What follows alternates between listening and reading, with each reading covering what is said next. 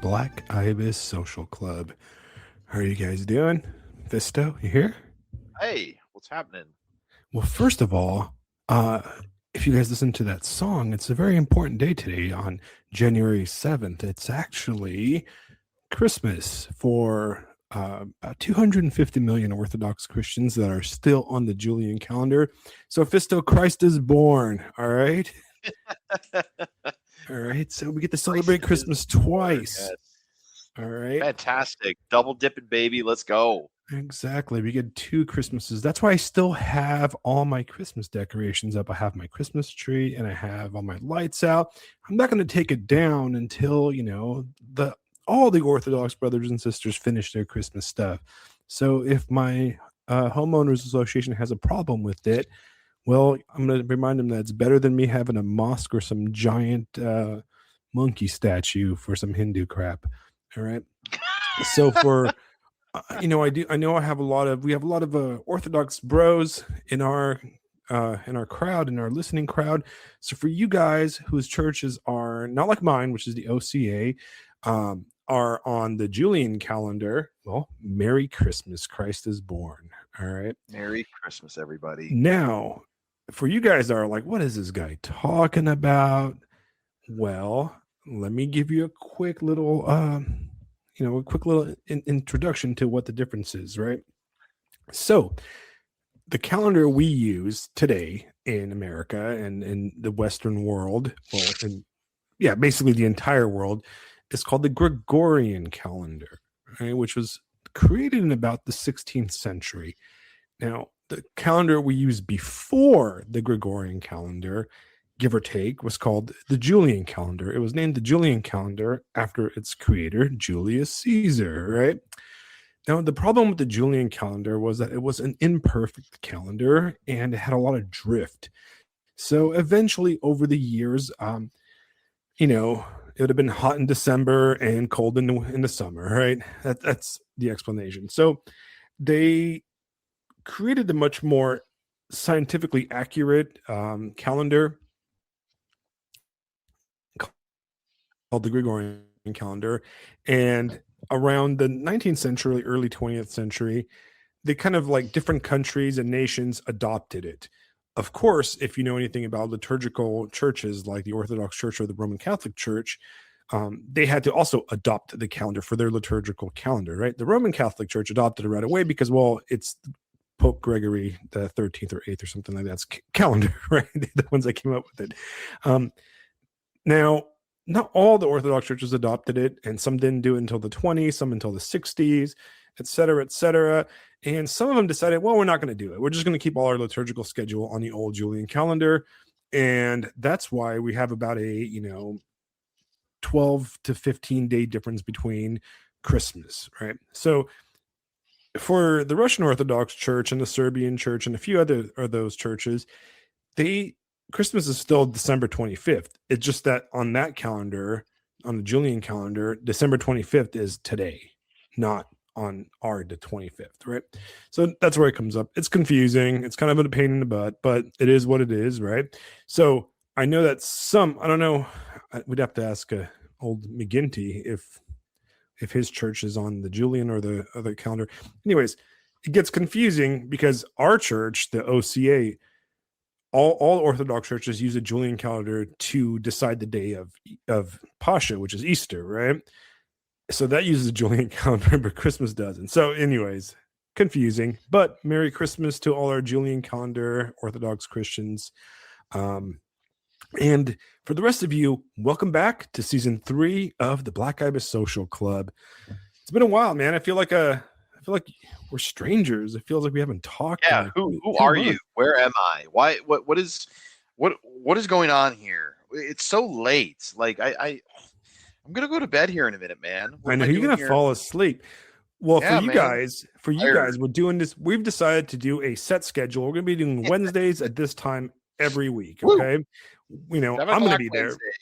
if Fisto can make it, I don't know. We'll see. If our guests can make it, well, I don't know. We'll see. I don't care. I'm gonna I do it heard, on Wednesdays at 7 o'clock because I want to be consistent. So that means if you have sir. nothing to do on a Wednesday night at 7, which I don't know, Wednesday is kind of a boring day unless there's like Vespers or something, you know, we will see you here. I will be here talking about whatever topics we got.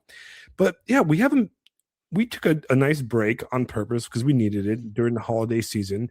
And really, we went offline at the beginning of right before Thanksgiving Yeah, right and before yeah, Thanksgiving. right after New Year's, right? We Yes. did talk about coming back right before Christmas, but then Ah, it was just not suitable, especially yeah. with uh, church and life obligations. There's a lot. There's a lot, you know. Yeah. So No, it was a beautiful break. it Beautiful was a break. beautiful break. I needed it. But you know what I did? What's interesting, and I wanted to talk to everybody about this. If you noticed, not only was I gone off the podcast, I wasn't really on the internet very much. I wasn't on my usual Telegram haunts or my Discord stuff or any of that stuff. And one of the last few episodes we did before we took, before we finished season 2 was the episode on, against the machine, right? Yeah. And that got me thinking. I internalized a lot of that book and a lot of those ideas. And I don't, you know, I've realized that we really do have to kind of like it poses a problem, right? So I got off a Substack. I deleted all the apps off my phone, right? So I don't have Substack on my phone. I don't have Twitter anymore. I actually deleted Twitter altogether because every time I would get on text or Nice. it would just make me mad. There's so Good much for you. nonsense and negativity, and I just did not want to read that. Like I would open that app and look at stuff, and I would just like feel gross and dirty, even when there was good stuff on there between anything good was just sandwiched in between so much nonsense and just evil. And I Hmm. just deleted it. I pretty much don't like look at like Instagram that much. I mean, Instagram is probably the only one I really look at on my phone because my wife sends me funny stuff and work guys send me funny stuff, and sometimes it's just cat videos, other times it's just funny racisms and stuff, right? um Funny racisms. right. My So favorite. right. But I avoided Substack and everything, and I would log on every now and then while we were gone, and I would look at some stuff, Substack stuff, or what's going on in the world, and it would just make me ill. Like I just wanted to like throw up. Like I would just feel gross, man. Like I would just, like, what?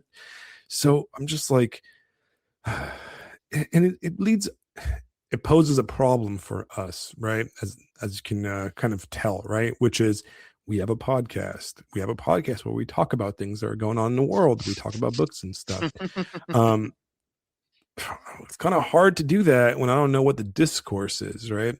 So I'm trying my best to figure out a way where I can approach the internet not in a way where I'm not letting it just gross me out completely, like keep up on news, keep up on stuff, but at the same time, just don't become obsessed with it. Don't become, I have a tendency to be a scroller, where I'm looking through stuff and then I comment and then I comment and then comments turn into, 3 days of agitation. And like, you guys remember the great pagan war of the summer where I spent like 3 weeks, like writing an entire book's worth of like blog posts on like paganism and stuff, which was Yes. insane. Like I look back and I'm like, okay, I could have written an entire novel. I wrote like 3 The Great Gatsby's worth of like text on that topic, which amounted to nothing because it was all nonsense.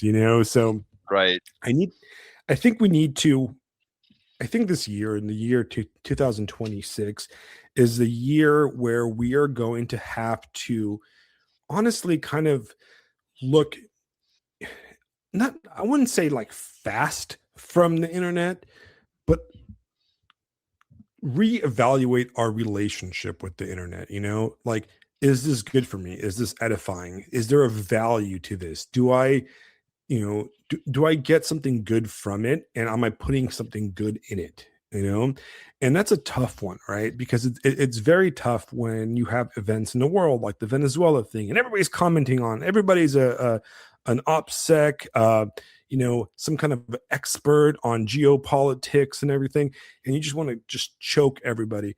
So I don't know, maybe approaching the internet with kid gloves, or in the same way we approach dessert, if that makes sense, right? Dessert, or maybe a necessary medicine, maybe a homeopathic approach to the internet. I don't know, but Dilute it, that's kind of my dilute it with challenge to water. myself. That's Yes. definitely one of my, yeah, that's one of my, like, I guess you can say my New Year's resolution is that I'm going to reassess my relationship with the internet, and I'm going to try to be mindful that every time I post something, every time I do something, or even if I read something, is this like worth my time? Like, is it worth my time getting into this conversation? Does it make me better? Should I sit here on YouTube and watch, like, Protestant versus, pagan debates, or ortho bro videos or something like that, right? So I don't know, right? That's interesting stuff, right? um but how was your holidays, Fisto? I want to tell us about that. My holiday was lovely. For me personally, it was very interesting because I actually got to rest, and I actually did rest. I tend to be a guy who doesn't like to not work, and I gave myself this whole to-do list of things to do, and just none of it happened. Not really. And I think it was just a time for me to really just slow down and fuck off. And I hung around the house, played a lot of computer games, hung out with my wife, watched some television, did some stuff around the town. And the most productive thing I did the entire break was I ran into a former colleague who is now the director of I guess you could call it sort of a historical and cultural restoration center in town.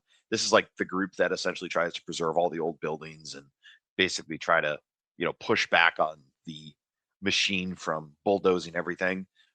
She does a lot with the person that runs this. She does a lot with civic life in town, so the big festivals. We've got stuff coming up this weekend. She basically a big part of the cultural and social life of the town. And her and I got to sit down and talk, and there were a couple students that I've had in class before who were there helping her out, and I've joined up with them, and we are going to see what happens with that. What's interesting to me is I can bring to the table two things: uh, a sense of how to connect different people, about how to create a group that connects people with people and tries to solve problems, right? Like, hey, we've got this problem. Ooh, I Mhm. know the guy you need to talk to, being that guy. Also, I'm able to kind of provide a vision for this.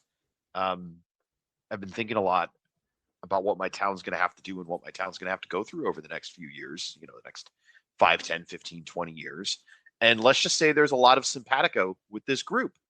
So I'm very excited about that. I mentioned on, I forget where it was.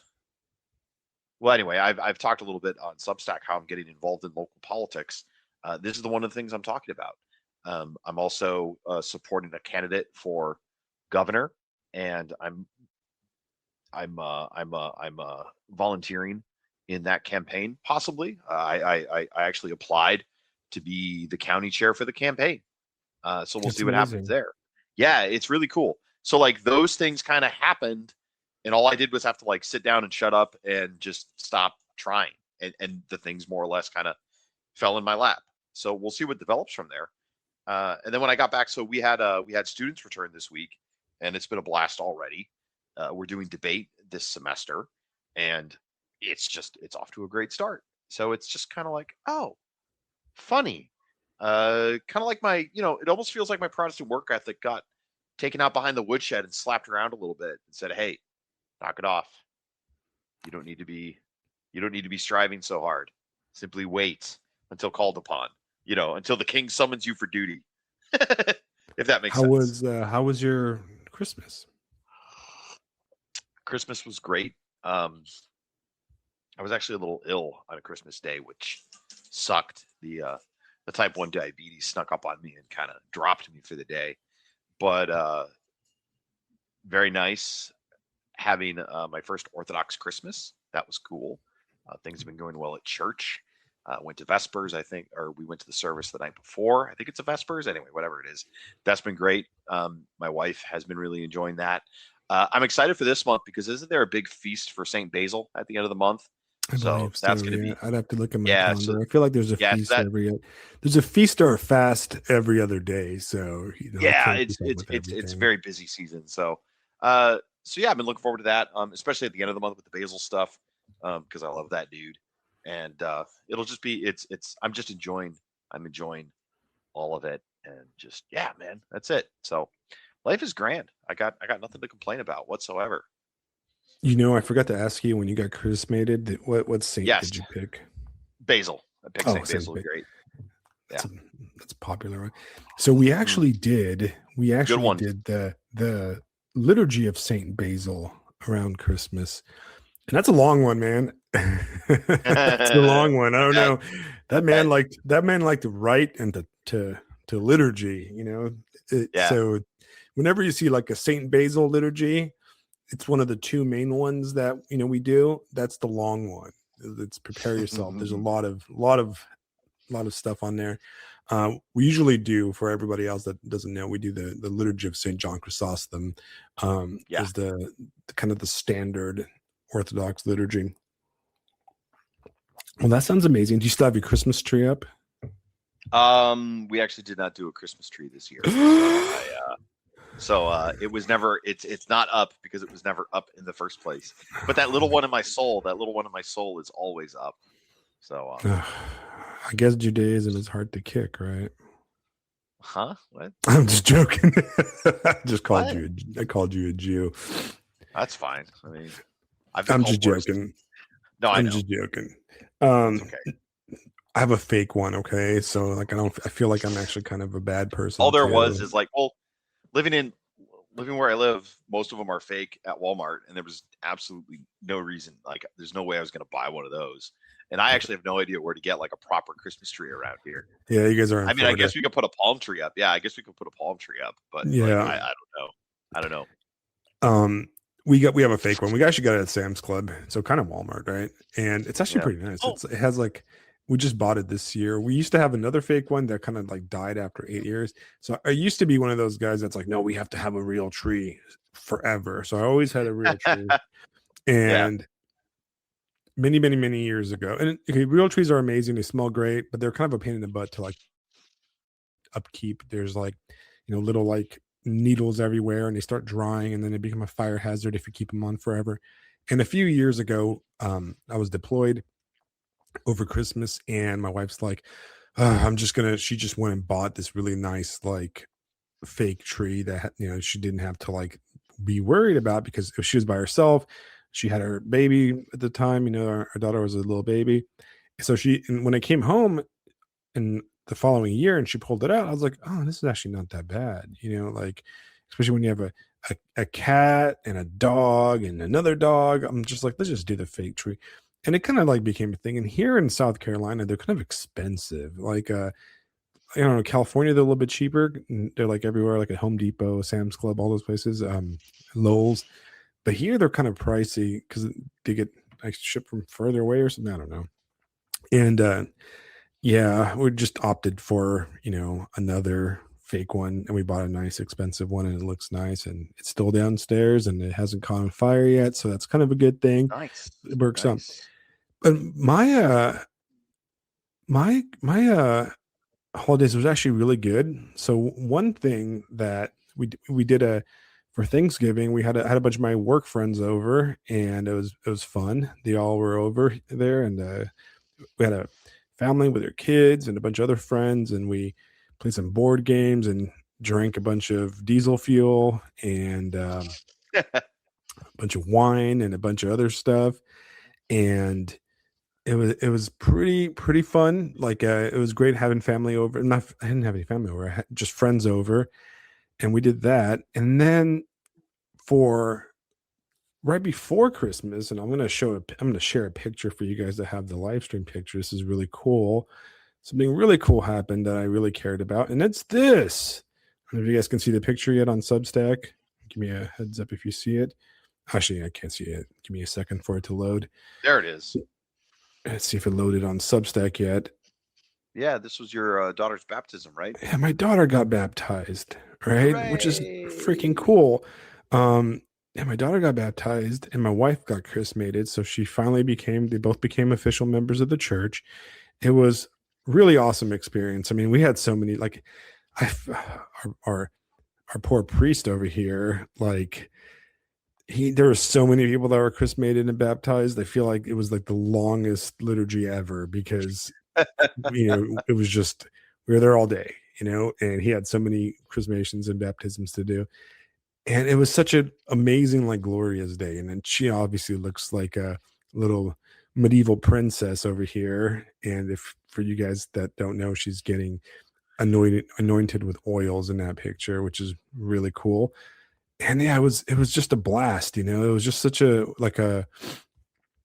really cool, like, day. And it's just, I don't know, it's amazing. And it's one of the things I always felt bad about in the past, where, like, I'm like, I want to get my daughter baptized. I should have my daughter baptized. Even in my pre-return to the church, I always feel guilty about that, because I was baptized as a 4-month old or something. And I was like, and it was just so wonderful that, like, my daughter and my wife came with me to church, and they adapted, and they immediately loved it. And my biggest fear when I started going to church, like, and I found this church specifically, was that my wife was not going to like it. That was like my staggering block, if that makes sense. I was like, what if my wife hates it, and then I'm going to have Mhm. a divide between me and her, right? Like, I'm going to want to go every Sunday, and I'm going to want to go to Vespers and night and stuff, but she's not going to want to go. And there's people at my church that have this problem where, like, their significant others have no interest whatsoever, and they come by themselves. We have a few girls whose, like, boyfriends and husbands don't come, and then we have a few guys actually that their significant others don't come. And it's such it's a tough thing, I think. But that was my fear. Of course, it was unfounded. As soon as my wife started coming and my daughter, like, they just both loved it and they fit in right away. And that's all they talk about now. And I'm just like, I feel like I'm the less churchy of them now. Like, sometimes I'm like, oh man, can you just knock it down a bit? Stop, like, criticizing me about my fasting and stuff. But I guess that's what wives are for, right? To, like, keep you going and keep you straight. But that happened in December. And then we went to a bunch of Vespers and a bunch of services for Christmas. And because we fully became, you know, enmeshed in liturgical, church life this year, we changed the way we do Christmas. We went to liturgy at night on Christmas Eve, and then we went on Christmas morning. We went first thing in the morning. We did a liturgy at, like, at 7 in the morning, and so we did that. We had brunch with everybody, and then we went home and opened presents. That my daughter opened presents after liturgy. And what the funnest thing we did on Christmas, though, is had another family over and some friends. I think one of the friends is in the chat right now. What up, bro? We had them over, and what I ended up doing is I made sarmala. Have you ever heard of sarmala before, Fisto? No, I have not. What is this? So sarmala is like the national dish of, like, Romania, and what it is it's fermented cabbage, like sour fermented cabbage, and it's pork with a bunch of spices wrapped in the fermented cabbage leaves and then baked. Right. And it is the most amazing food ever. And I've never made it. I was kind of nervous, and I bought this, like, Romanian cookbook. It's in English, and it's actually a Romanian woman that lives in England. And I went and bought these big jars at the store, and I fermented my own cabbage. I felt like such a trad bro doing that, like, fermenting my own, making my own, like, sauerkraut basically. And I fermented that stuff for about a week and a half or so. And then the night, Christmas Eve, I pulled everything out and I hung out with my daughter, and we, like, wrapped we wrapped the pork and everything in the cabbage leaves, and I baked. I was up until 2 a.m, napped out for like 2 hours, and then went to church. Came back and finished prepping everything. We had all these people over, and it was a blast. And I mean, the food was so good, right? Like I tasted it the first time, and I was nervous because this is like I'm making my grandma's food here, right? And I put it in my mouth, and like the national anthem came over me, a tear. Like I think I teared up because it tasted so good, and I was so proud of my trad bro fermentation of my own cabbage, and then everybody Nice. loved it. They're like, "Oh, that was the highlight of the night." And of course, I drank a bunch. We smoked a bunch of cigars, and that was a great Christmas. And then my daughter got sick, and when she was sick for about a week, so we didn't do anything exciting for New Year's except watch Stranger Things. Right, we watched the Stranger Things finale, which I'm going to talk about later in a few minutes. All right, but yeah, that's it, man. That's what we did. That was a wonderful thing. Did everybody in the chat have a good holiday season? Hopefully, I hope you guys did. Yeah, I know guys. some of you. I didn't go anywhere though. I didn't go anywhere like out of state or anything like that. I kind of stayed home. Yeah, no, same here. I didn't read as much as I should. I didn't like I didn't like, I don't know. I really just kind of took it easy. I mean, I worked a lot for the first part, and then, I took some time off now. I'm actually off for a few weeks. And but other than that, I didn't do that.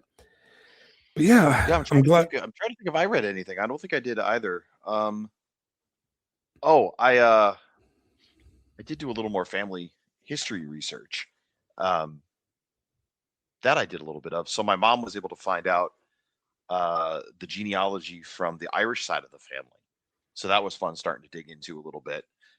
Got the name of the guy that got us from Ireland to Cleveland. So I'm going to be running that down and seeing what's going on there. Oh, so that's that was awesome. kind of cool to find out. Yeah, that was kind of cool to find out. I also did a little bit more with my ancestor. So this is kind of fun. Don't laugh, but I've been had watched Outlander with my wife. It's kind of this historical fantasy, sci-fi / romantasy. It's fun, right? That's like the one where like the girl goes back in time, and Yeah, it's she like goes back in time, Highland.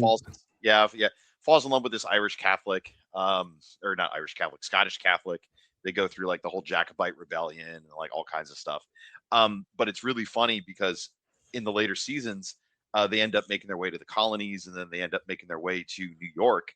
And the guy, the male lead, they end up serving in the Battle of Saratoga, which my ancestor fought in the Battle of Bennington leading up to Saratoga.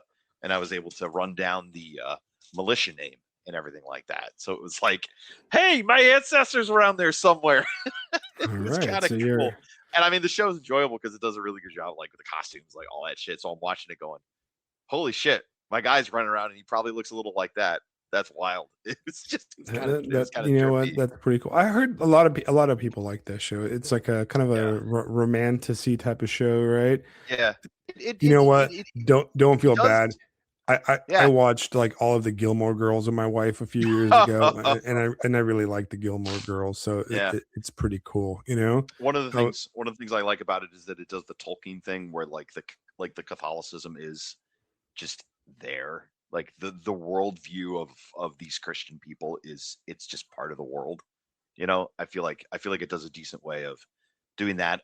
It's the year of our Lord 2025, and all of the Scottish people are white. So like that by itself is enough for me to be like, this is a fantastic show. This is amazing. Netflix hasn't made it like what's her name from the Wizard of Oz thing isn't in it? Oh no, nothing like that. I mean, even in North Carolina, the slaves are slaves. One of them is a very noble guy who, even after being given his freedom, decided to stay. Like stuff like that. Like even that kind of complicates the whole thing. So it's just like, oh hey, historical accuracy. How refreshing, and then it's just, it's great. But anyway, it's good time. That sounds fun. Yeah, it was cool. So that was a little bit of stuff I did. Over in the YouTube chat, Tintin and Haddock says, can I get a birthday shout out? A happy birthday, I guess, to Tintin and Haddock, right? 1940. He's pretty old if that's you. 85. 86. That's happy birthday. 85. if that's your age. Tintin and Haddock. Tintin is if you guys are familiar with Tintin, that's the old like a French comic book character. Yeah. Tintin. Yeah. Well, anyway, That's awesome, man. I watched Stranger Things, man. Okay, and this is Yes. going to be my kind of like my topic. Did you watch Stranger Things? Are you guys in the chat ready for a Stranger Things conversation? I watched the first season. That's Okay, what I something's did. been I bugging. was one It's of been those bugging guys. me about this. It's been bugging me. I need to pop in a Zinni real fast because this has been bugging me. Uh oh. Oh no, All right. Zinni. Guys, we're fucked. He's popping in a Zinni. There's Buckle a lot up. of Buckle there's a up. lot of negativity about this Stranger Things thing going on, and I think it's wrong. I think a Buckle lot of it.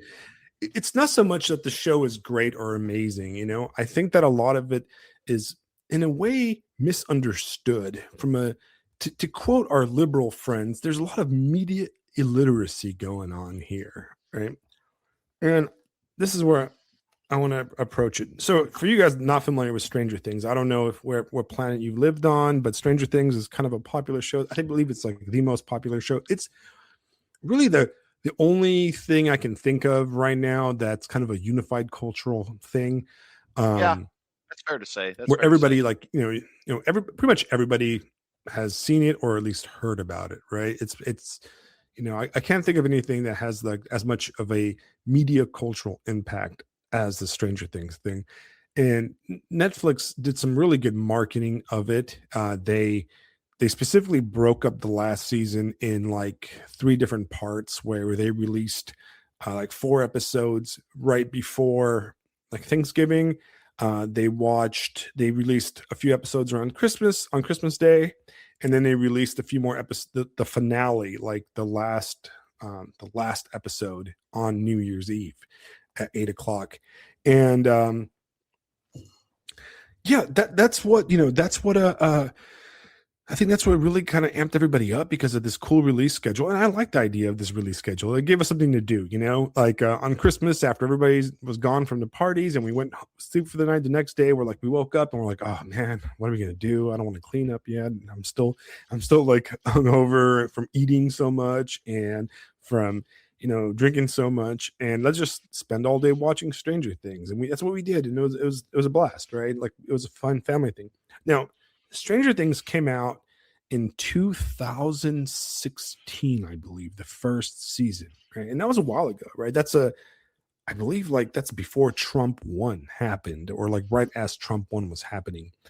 And Yeah. my daughter wasn't even born yet, right? That's how crazy that is. It was a long time ago. And this is the 5th season, the final season, and it's 10 years later. So I watched the first season when it first came out with my wife, and we were living in Japan back then. That's a long time ago it was. And then we watched it here in South Carolina many, many years later. And now I watched it with my daughter. Before the 5th season came out, before the first few episodes, we rewatched the whole thing with her, and she really got into it. And, she finished it. So one key element that I want to kind of talk about is, first of all, Stranger Things is at the intellectual level that my 7-year-old daughter understood everything. Right. All right. That's a key element thing there. Yep. Right? My 7-year-old daughter understands everything in the show. Right. Give or take. There's a few like adult, like kind of like sex jokes that go over her head. But my 7-year-old daughter understands everything, and she found it exceptionally exciting, and she loves all the characters. Okay. That's a key element to understand about this show, right? Now, if you guys know me and if you listen to Black Ibis, I'm a snob when it comes to like media and entertainment and that kind of stuff, especially when it comes to books, right? I like to read, Russian literature. I like to read, hard, obscure stuff that most people have never heard of. I like all that stuff, right? But I also think that entertainment can just be entertaining, right? So what I mean by that, I'm gonna have to make a quick pause because we're doing it late. My daughter's going to bed, so I have to give her a good night hug real fast. Give me 1 second, guys. Good night. Sure thing. This is such a wholesome podcast, folks. Such a wholesome podcast. Our daughters go to bed. Our daughters go to bed before 8 o'clock. I love you. Yeah, they do. Adorable. Good night. Anyways, Tell so she's going tell to her bed. Uncle Fisto said good night. Fisto says good night, Juniper. Tell her I said goodnight to him. He said good night. She said good night. Anyways, right? So we went. Anyways, back to Stranger Things, right? Back to Stranger Things. I'm a snob when it comes to a lot of stuff, right? Like, you know, like if you listen to the podcast, we did, you know, a pretty in-depth episode on, you know, Lost in Translation and Under the Silver Lake, and we did one on you know, The Great Beauty, which is they're not simple movies. You know, I think True Detective is one of the best HBO shows of all time. I like Andrei Tarkovsky. I'll watch all kinds of stuff, right?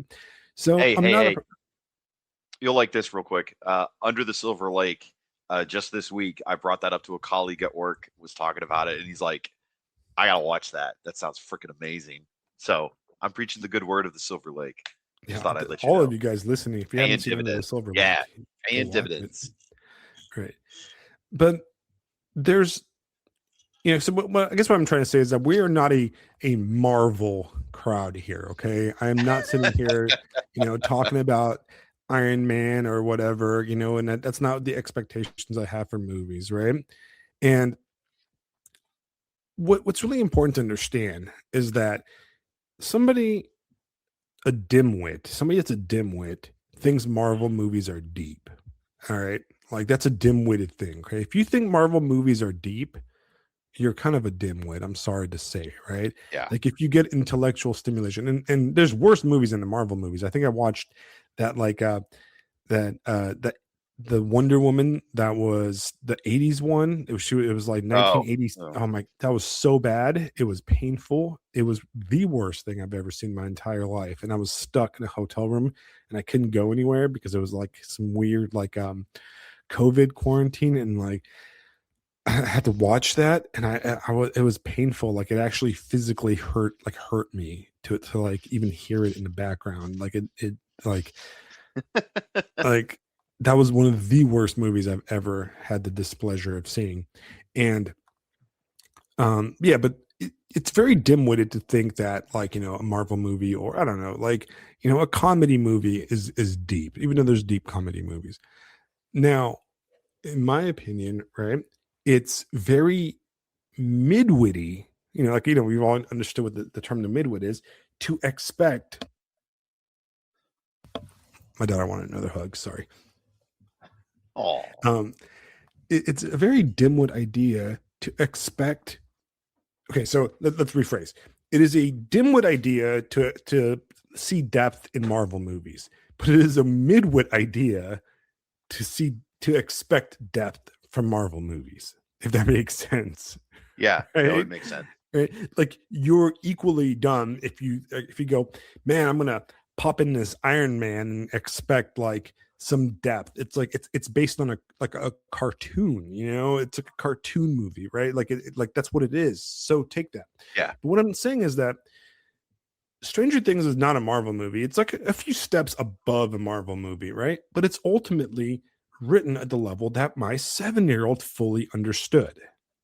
Right? Now, she's not a dumb 7-year-old. She's actually quite a smart 7-year-old, but still. Right? Now, what bothers me about that is, so you have a bunch of people that are going like, oh, well, the gun shooting was really dumb in it. And I'm like, yeah, dude, it's a show about a bunch of kids playing Dungeons and Dragons, and, you know, it's a Dungeons and Dragons game, right? That's how it is, you know, like the perspective is through the eyes of a bunch of kids playing Dungeons and Dragons, right? Now, yeah, here's the thing that, like, really, I really don't understand about people.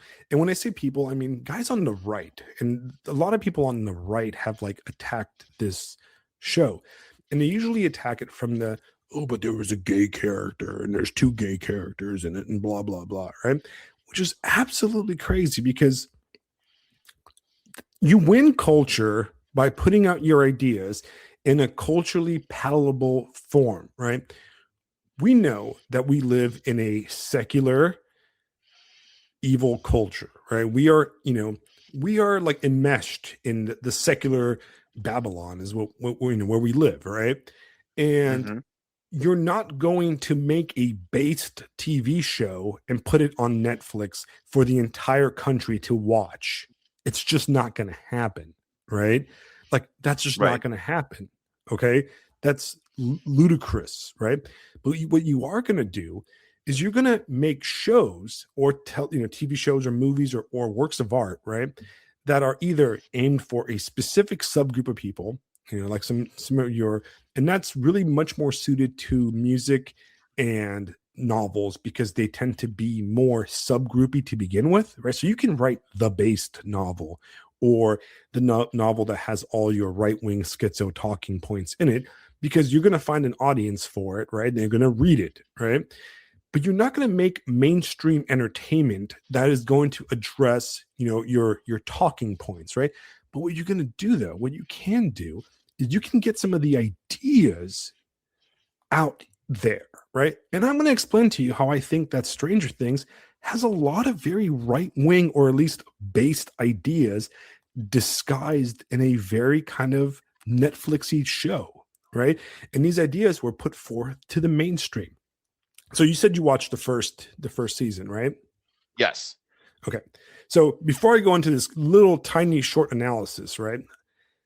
We have to talk about something else. Television shows are complicated, right? Because television shows, just like movies, are very complicated because you don't have full control. There is no, you know, one author, one producer, right? You know, and in a novel, you write a novel, you put out, you put out your draft, maybe you send it to your editor, the editor sends it back, you correct it, back and forth for a few times, and then the novel's out. But ultimately, the locus of control on your novel goes on to the author, right? The author controls everything in the novel. Really, same thing with music. You can put out your music on Bandcamp or Spotify or whatever, and it's out there, you know, with minor editing from like the record company if you have a record deal or that type of thing, right? But for a movie, right, the director and the writers, there's teams of people, right? Movies are a work of, you need funding. You need to like have all the actors on board. They all need to have contracts to stay on board for 10 years, right? You need to, you need to like kind of write your show around their careers or else they're going to bail, right? You need to figure out, when you're going to film with millions and millions of dollars worth of equipment at the right spot at the right time of year, because everybody on your film crew also has other movies that they're doing, right? Or they have different jobs.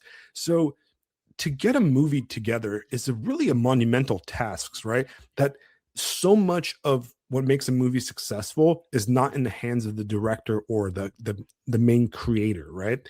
So you have to imagine that a show like Stranger Things that started in 2016 with children as the main characters, and we're talking about these kids it was kids actors, right? Like Yeah. that's a lot. That's a huge gamble that these guys took on, and the fact that it lasted 10 years, I mean, give or take, and after a 3-year block, and after COVID, after all the actors strikes, guild strikes, and all the different strikes, right? They were still able to finish the show is monumental when you think about it, right? Look at fiction. Like George R. R. Martin cannot finish his book, and he's the only guy writing. It's one person. All he needs to do is get his butt in a chair and write, but he can't do it, right? Yeah. Now Yeah. imagine having to get together a team over 10 years, locations, right?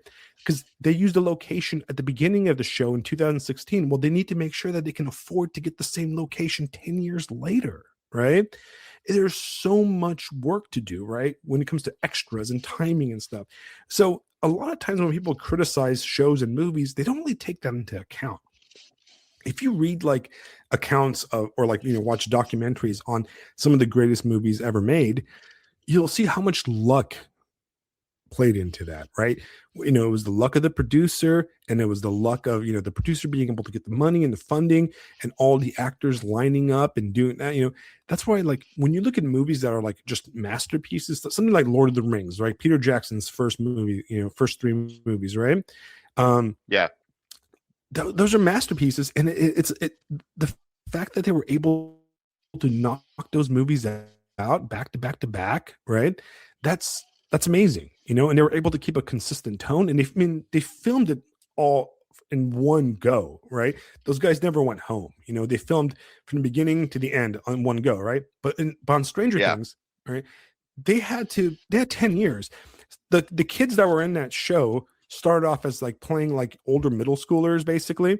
And some of them were like maybe in high school at the most, right? Like maybe like freshmen in high school in real life. By the time they were filming the season, some of the kids had kids themselves, right? And it was like, that's a very difficult thing to do, right? Now, so you have to always give that. So there's some tonal inconsistencies in the earlier seasons. There was a lot more focus on the older characters, like what's her name? Oh man, Mina Harker, our favorite actress. Mind blanking here. This is one more time. What's her name? The mom in the show. Why am I being dumb right now? I lost my train of thought. The actress? The actress. Winona Ryder, right? Of course, there's a lot of focus on Winona Ryder. You know why? Because she was an adult, right? Like, the show had to stretch out the adult scenes because the other people were kids, and you can't expect kids to act nonstop for an entire season. And honestly, that's not even that interesting. You can't really watch kids nonstop. It gets kind of boring. So there's a lot more focus on the adult storylines, and they're banking on the seasoned actors, right? There's on seasoned Winona now, but then the kids grew up, and then the show grew up with them. Now, okay, so I don't know. The first season was great. The second season was kind of weak. They're trying to find their kind of voice a little bit. Third was pretty good. Fourth, really, I thought was great. Fourth had the best description, or the best the best setup of a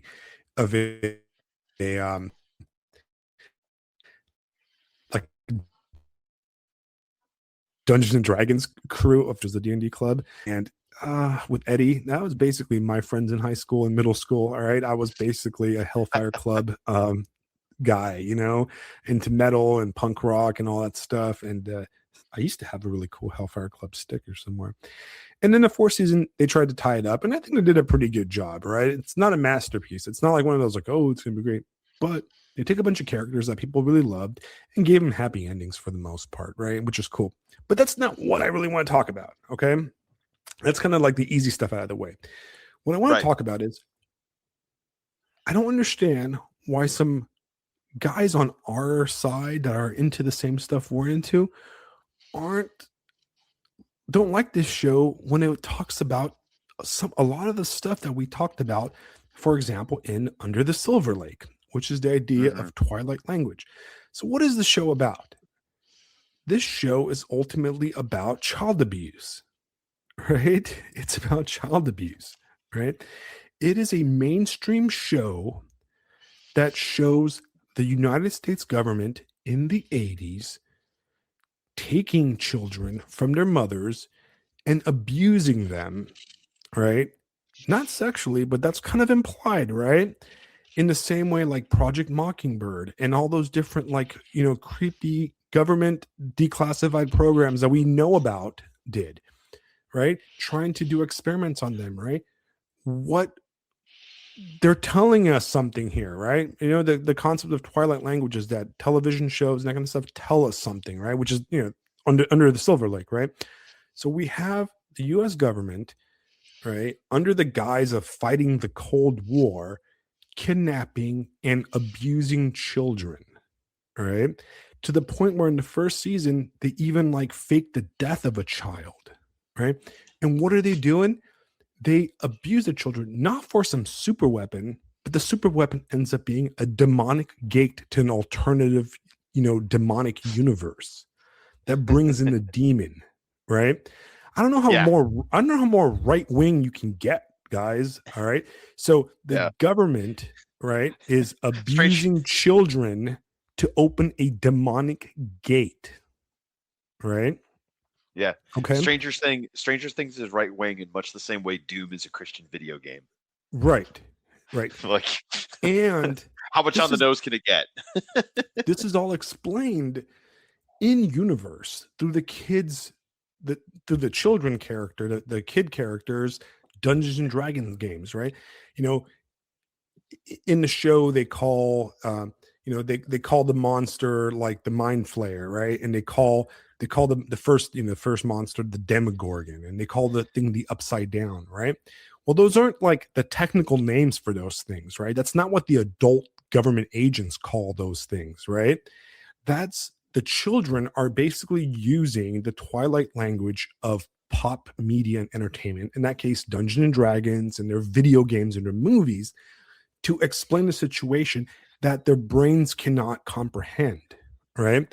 But what the mind flayer and the Demogorgon is, they're not a mind flayer and a Demogorgon out of the Dungeons and Dragons manual. They're literally demons, right, from a demonic dimension that is brought in through the abuse of children, right? And this goes on and on in the show as we start seeing a lot of other elements of ritualistic satanic stuff happening in the town, right? Where we see in the fourth season one of the main villain, the main monster, right?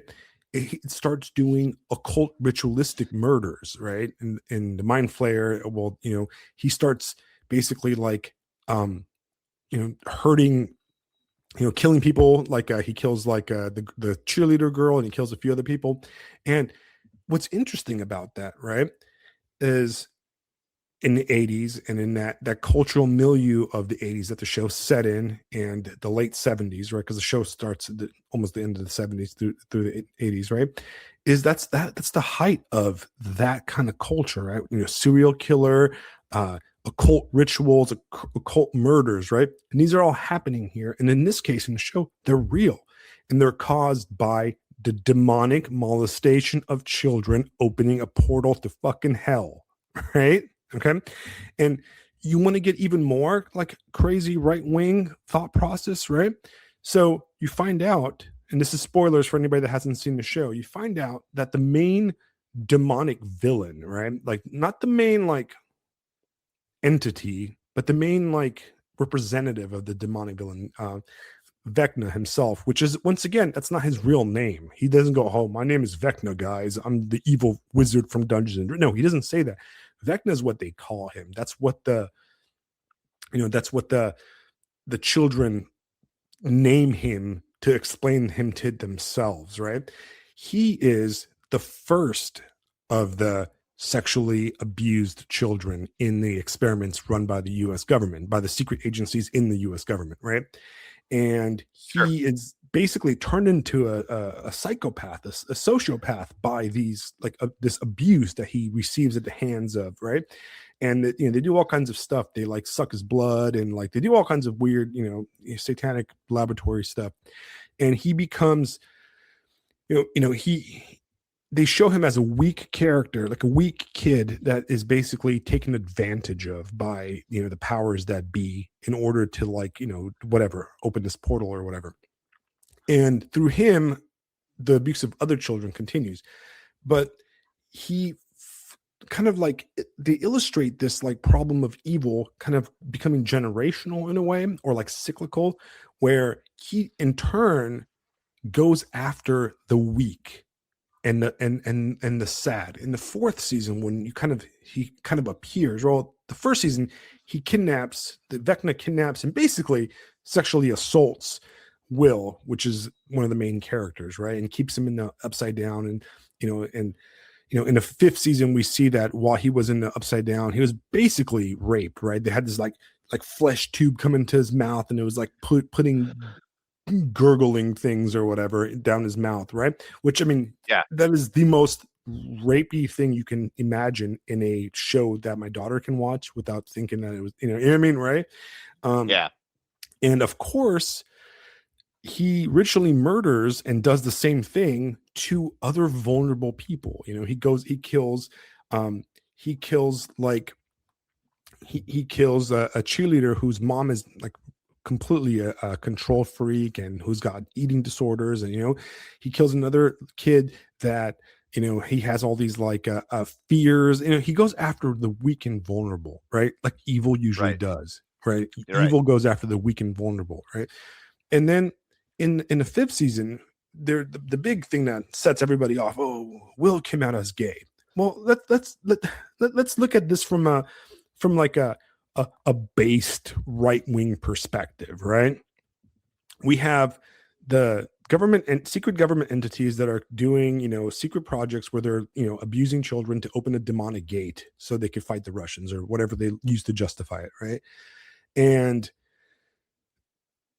the evil entity kidnaps, you know, the weakest, most pathetic kid in the town, basically, right? Which is Will, who happens to have a single mother, a pothead older brother, an abusive alcoholic absent dad that thinks he's gay. He's like, fucking, you know, calls him all kinds of like slurs and is never around and hates him, right? And you know, a complete and total user of a dad who only makes an appearance when they think he's dead. He's trying to sue the city for like, you know, not finding him, right? So he's got basically the triad of abused child, right?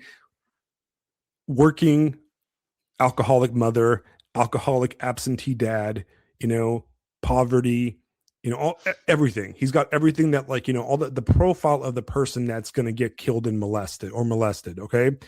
And that's what happens to him. And he comes back throughout the show and he's tainted. He's tainted by this evil the whole time. It's always affecting him. It's this evil that's like he cannot get rid of, right? Throughout the subsequent seasons after the first, he comes back, they rescue him, but he's never the same. He's always connected to the evil. You know, he has the taint of this evil realm on him, you know, to the point he's like throwing up slugs and he's like, you know, all this crazy stuff, right? Right. And this is the kid that comes out as gay.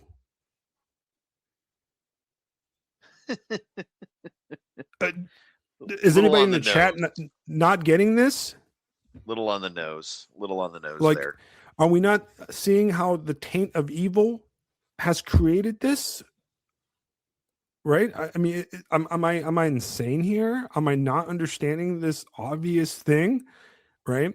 Where, you know, come on, guys. Like, it's like if Netflix was like, let me come up with a plot that right-wing bros on the internet can agree with and put it on a platter and gave it to us, and it's missed by everybody. Like, am I done? Am I, you know, am I missing this obvious thing here? Do you mind if I attempt to speed run your point?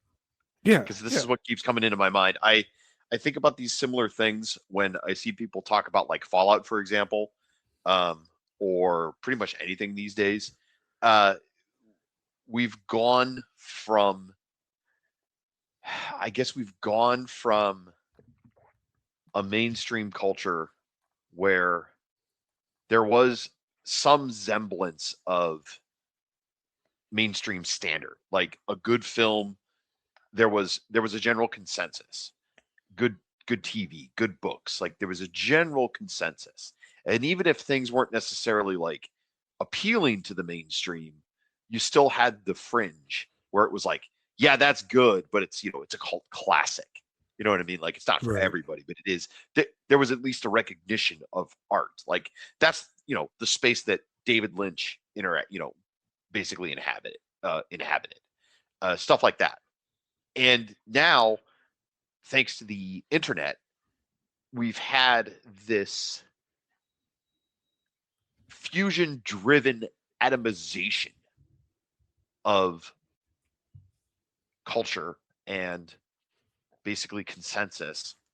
So there's always going to be a million people, you know, for every opinion, there's going to be a million people that hold that opinion. And most people are going to be upset unless the thing that they want, the thing that they expect to satisfy, if it doesn't essentially fillet them in the precise manner they deserve or they believe they deserve to be filleted. You know what I mean? Like it's got to be perfect. It's got to be perfect in the exact way I want it because I live in a world of endless, consumer demand that is satisfied however I want. It's just basically we think we live in a world where we get wherever we want now, and then the moment anything is wrong, we know that we can log on to the internet and find a million people that agree with us. It's almost like the complaining and the grumpiness, and I mean, it's almost like that's the point. We don't actually watch things to enjoy them. We watch things so we can then complain about them with our friends on the internet. Right. At least that's what keeps coming to my mind as you discuss. You're absolutely right, and it leads to a lot of like once again, I hate this term, but media literacy in a way where you don't understand what you're watching and you're not really thinking. Yes. I mean, okay, so in the chat, Tim Waltz says, "I was just welcome, Governor Waltz. I was just confused why he says I was just confused why they had to put in the show for no reason. LOL. The other dudes weren't coming out straight. Well, yeah, I just explained the reason, right? Yeah. So he was. Well, you don't come out as straight. Straight is you're straight until proven otherwise. Straight is the default, right? It's normal. Yeah, that's the default. You don't have to. We know that the other characters are straight. We know that the other characters are straight because they're all interested in girls, right? And they're all in boys, and they have relationships in it, right? Now, what's interesting is I just gave the reason why Will had to come out as gay, right? He came out as gay because he was, if we're using the logic of the show, is because he was abandoned by his drunken father, raised by a poor mother in poverty, living in a shack in the forest in a shit town in Indiana, right? And then literally abused by demons. He was weird to begin with, played Dungeons and Dragons all day, and he was molested by demons, right? Yes. And then he being from the Midwest, that child goes through. I mean, I understand that character art instinctually. They just go to college instead of being abused by literal demons. But that is essentially it. Guys like that go out into the world. Guys like that go out into college. Whatever. And I mean, they're just absolutely one-shotted by all the things that promise to fill, the holes in their heart created by the fact that they had shitty parents, shitty fathers, shitty mothers, shitty situation, so on and so forth. Right. No, it's exactly that. I think out of Jason in the chat is right. He says, for people that don't think on this level, Netflix plus gay character equals bad. And they see it as an attack on us, right? Which is fair, right? Like there is the problem of mainstream entertainment, like making the random gay character or this person, right? Which is true, but in this case, I feel like Will being gay was not a surprise to anybody, right? They hinted the gay storyline as early as like the second season. You had the gay vibes from him the whole time, right? Probably because the actor ended up being gay as he became an adult, but he was gay from the beginning. Okay, like he had a gay vibes from the very beginning, from maybe the third season. Once he became a teenager in the show, you could see the gay storyline coming. And you know what they did really well though is they really handled the storyline of him being gay and being attracted to the main character Will, right? And if the show made him and Will hook up or something like that, I would have been the first guy to just cry foul, to call nonsense, right? I would have been like, no, right? But instead, it was actually not that at all. He's like, I cannot be attracted to my straight best friend, and he realized that his attraction was not true attraction, but a like trauma bonded infatuation, right? You could argue that the character of Uma Thurman's daughter, that she's a lesbian in the show. I feel like that isn't so much of a storyline lesbianism, right? And more to do with the fact that they did not know what to do with the character. I feel like in the season where she appeared, she was meant to die or go away. And she would have been a problematic plot point, and it would have like gotten in the way of the Steve dynamic with Nancy and Jonathan. So they're like, well, we don't want to kill her off because she's like a fan favorite, but we can't have her be an option for Steve. And they have to explain that or like do that storyline. So they ended up making her like a lesbian because it solves the Steve, Nancy, Jonathan triangle, which is a lot more of an interesting dynamic, you know? Yeah. She was kind of the fourth wheel in that relationship. So she ended up, no, you know, Fourth wheel in a love triangle. well, she was the fourth wheel in the love triangle, and she needed to either be a dead character or gone complete. You know, and she was Uma Thurman. It's Uma Thurman's daughter, right? And she's actually a great actress, so she's like a fan favorite. So getting rid of her would have been kind of a lame thing. So they're like, just make her a lesbian, you know. And that I think that worked out much better. And I think that decision from a writing standpoint makes sense to me. Because it kind of solves a weird problem, but it's not like a great solution. But the show's ultimately not about Steve and Nancy; it's about the younger kids. So it would have taken up too much screen time, you know. So, anyways, right? Yeah. Anyways, So we have those elements, right? But there's some other elements that are interesting about the show, right? Like, you know, there's a lot of homage to, you know, Spielberg in it, which whenever you deal with weird supernatural occult stuff and weird crap, you end up getting Spielberg references, right? I wonder why, right? Especially in the show about the 1980s. All right, there's a lot of missing. Exactly. There's a lot of messing around with electricity as the kind of the path for the demonic to travel, which is, you know, your connection to David Lynch and the ideas put forth by David Lynch. There's a lot of stuff.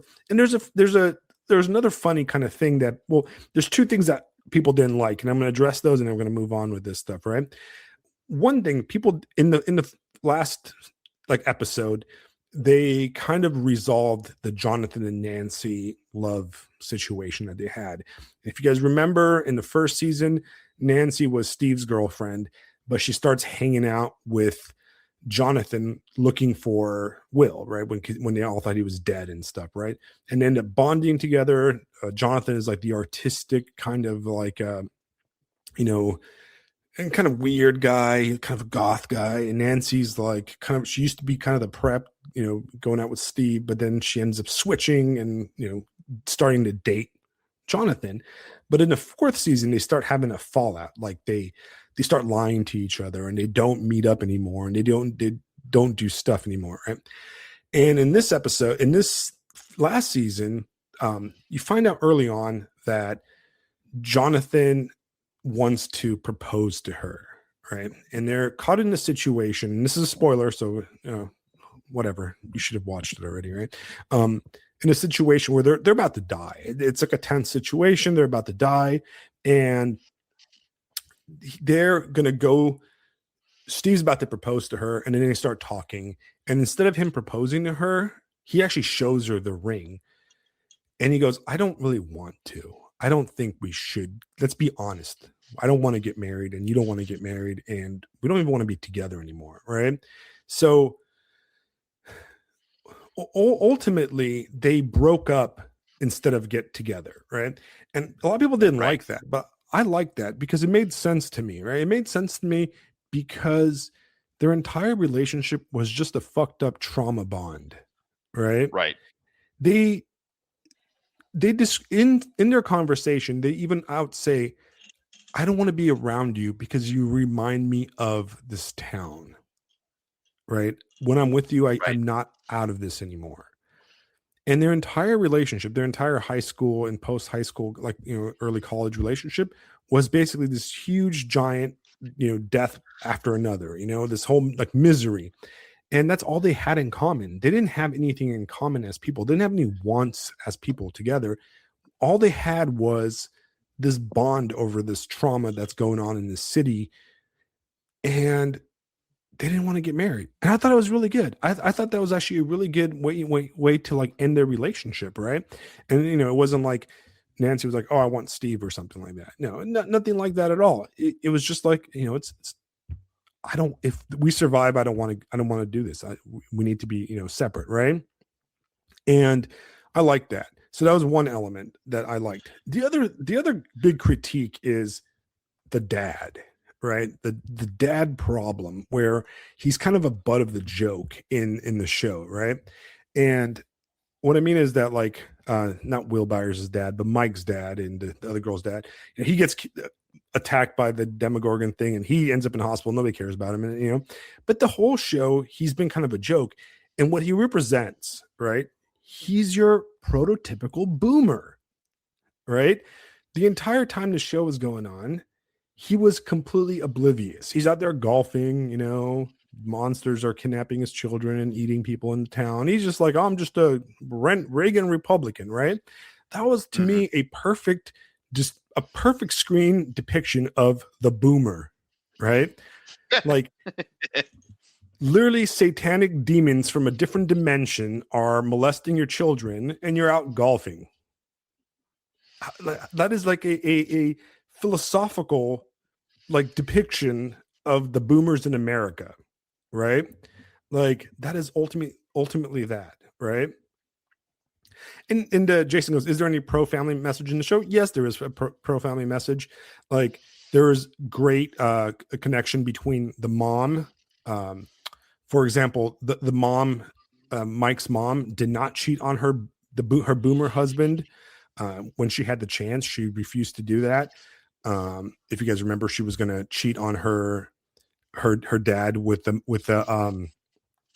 what's her name, the redheaded girl's older brother, who was like, he was like the hot like pool lifeguard guy, and she almost did, but she didn't.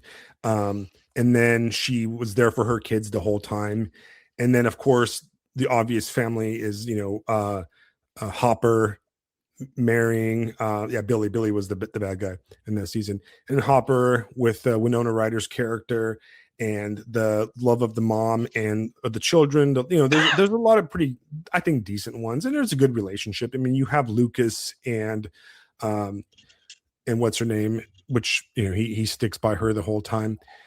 So you do have a lot of that. You don't have a lot of like cheating or like really degenerate type stuff in the show, but I don't know. I thought that the boomer thing was pretty funny when you look at it that way. So one thing I look at this show is that I think you have to look at the show to truly like enjoy it. Is you have to look at the show of, this is a story about the U.S. government or government agencies in the U.S. government or whatever molesting children through like a generational setup so they could open a dimension to basically a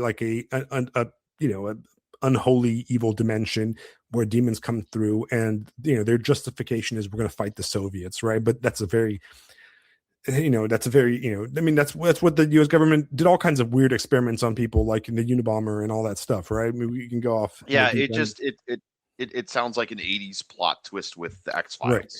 But this plot is through the when we talk about movies, right? We talk about point of view and perspective, right? This is through the view of the kids, right? A lot of the silliness of the show, right? Like some of the fighting and stuff can be explained to, this is the mind space of a bunch of kids playing Dungeons and Dragons. It's their view ultimately. The point of view character for this entire show is Mike, right? And he's the dungeon master, right? And there's even like theories that like the whole thing's a D&D game. Well, guess what? It starts in their basement as a D&D game and ends in their basement as a D&D game, right? So you can even say that maybe the whole thing was a D&D game. But where I am starting to have a problem with a lot of the criticism, and there's criticism is okay, right? Like you should criticize stuff, right?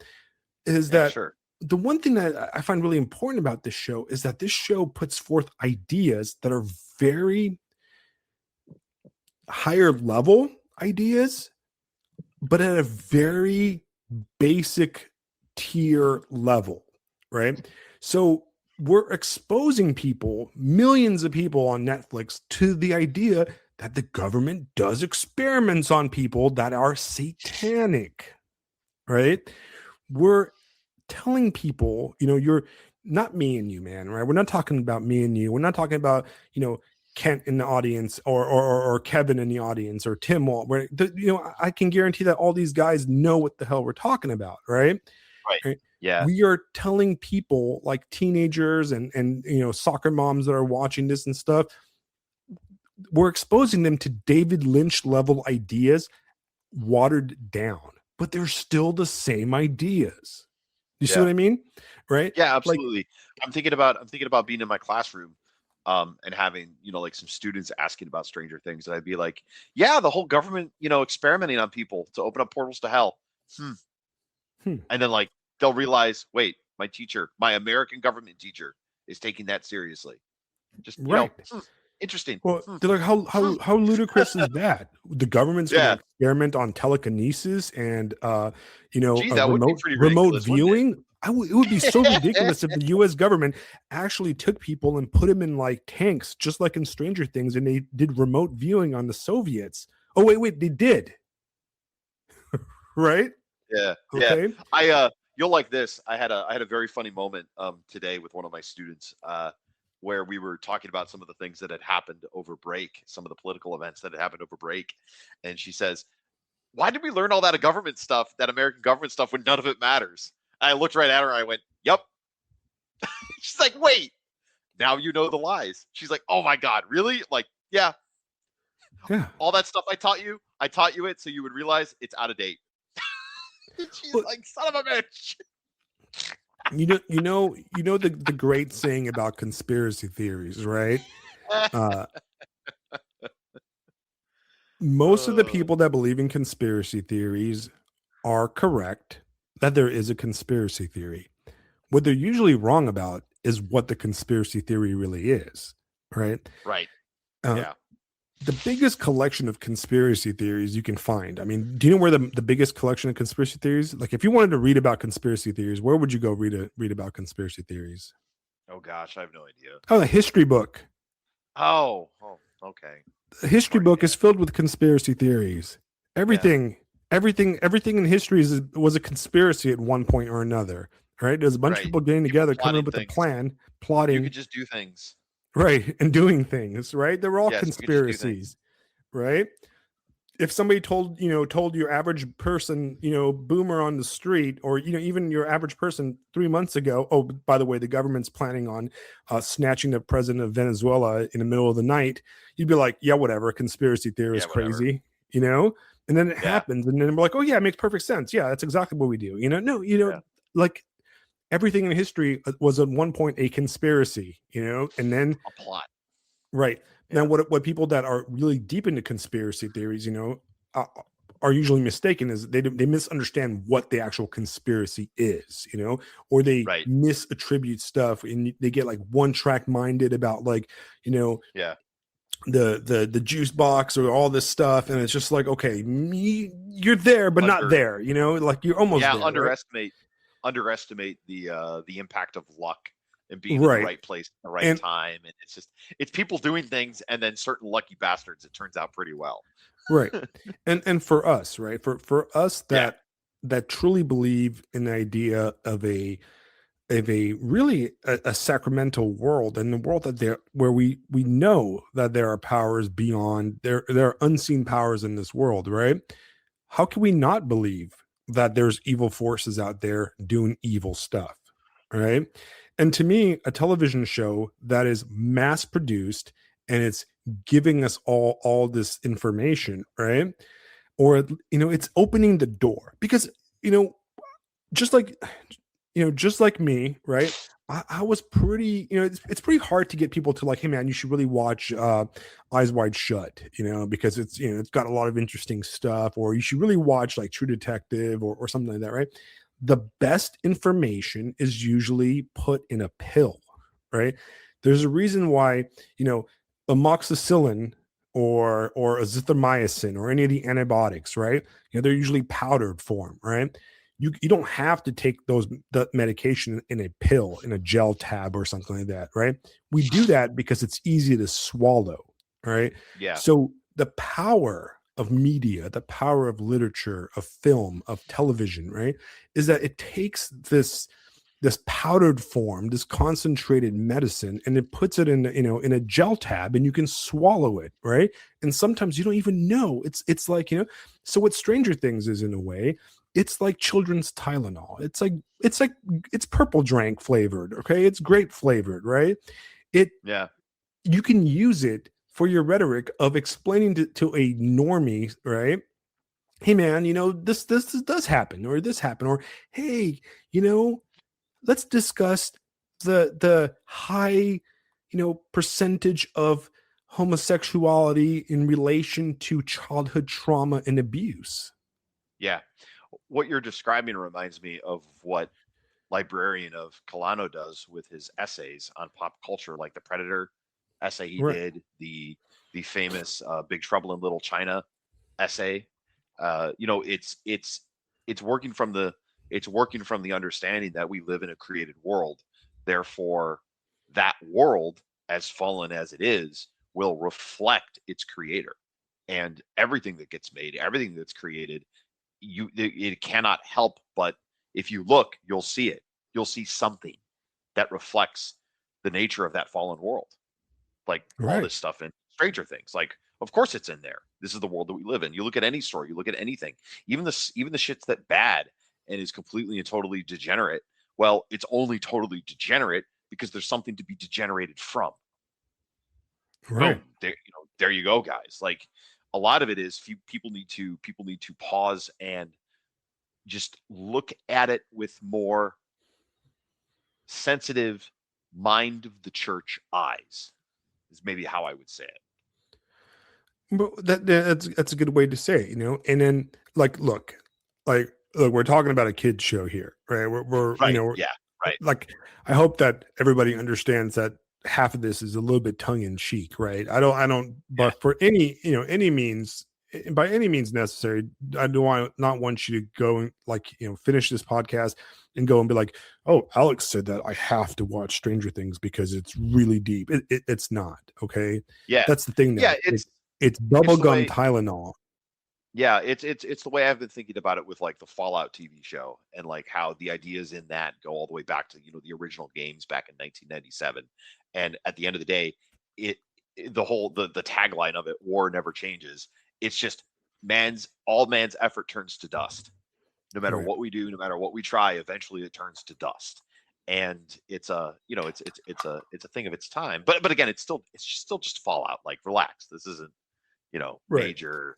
It's just pop culture, and it's interesting to see how this stuff filters through even to the lowbrow entertainment.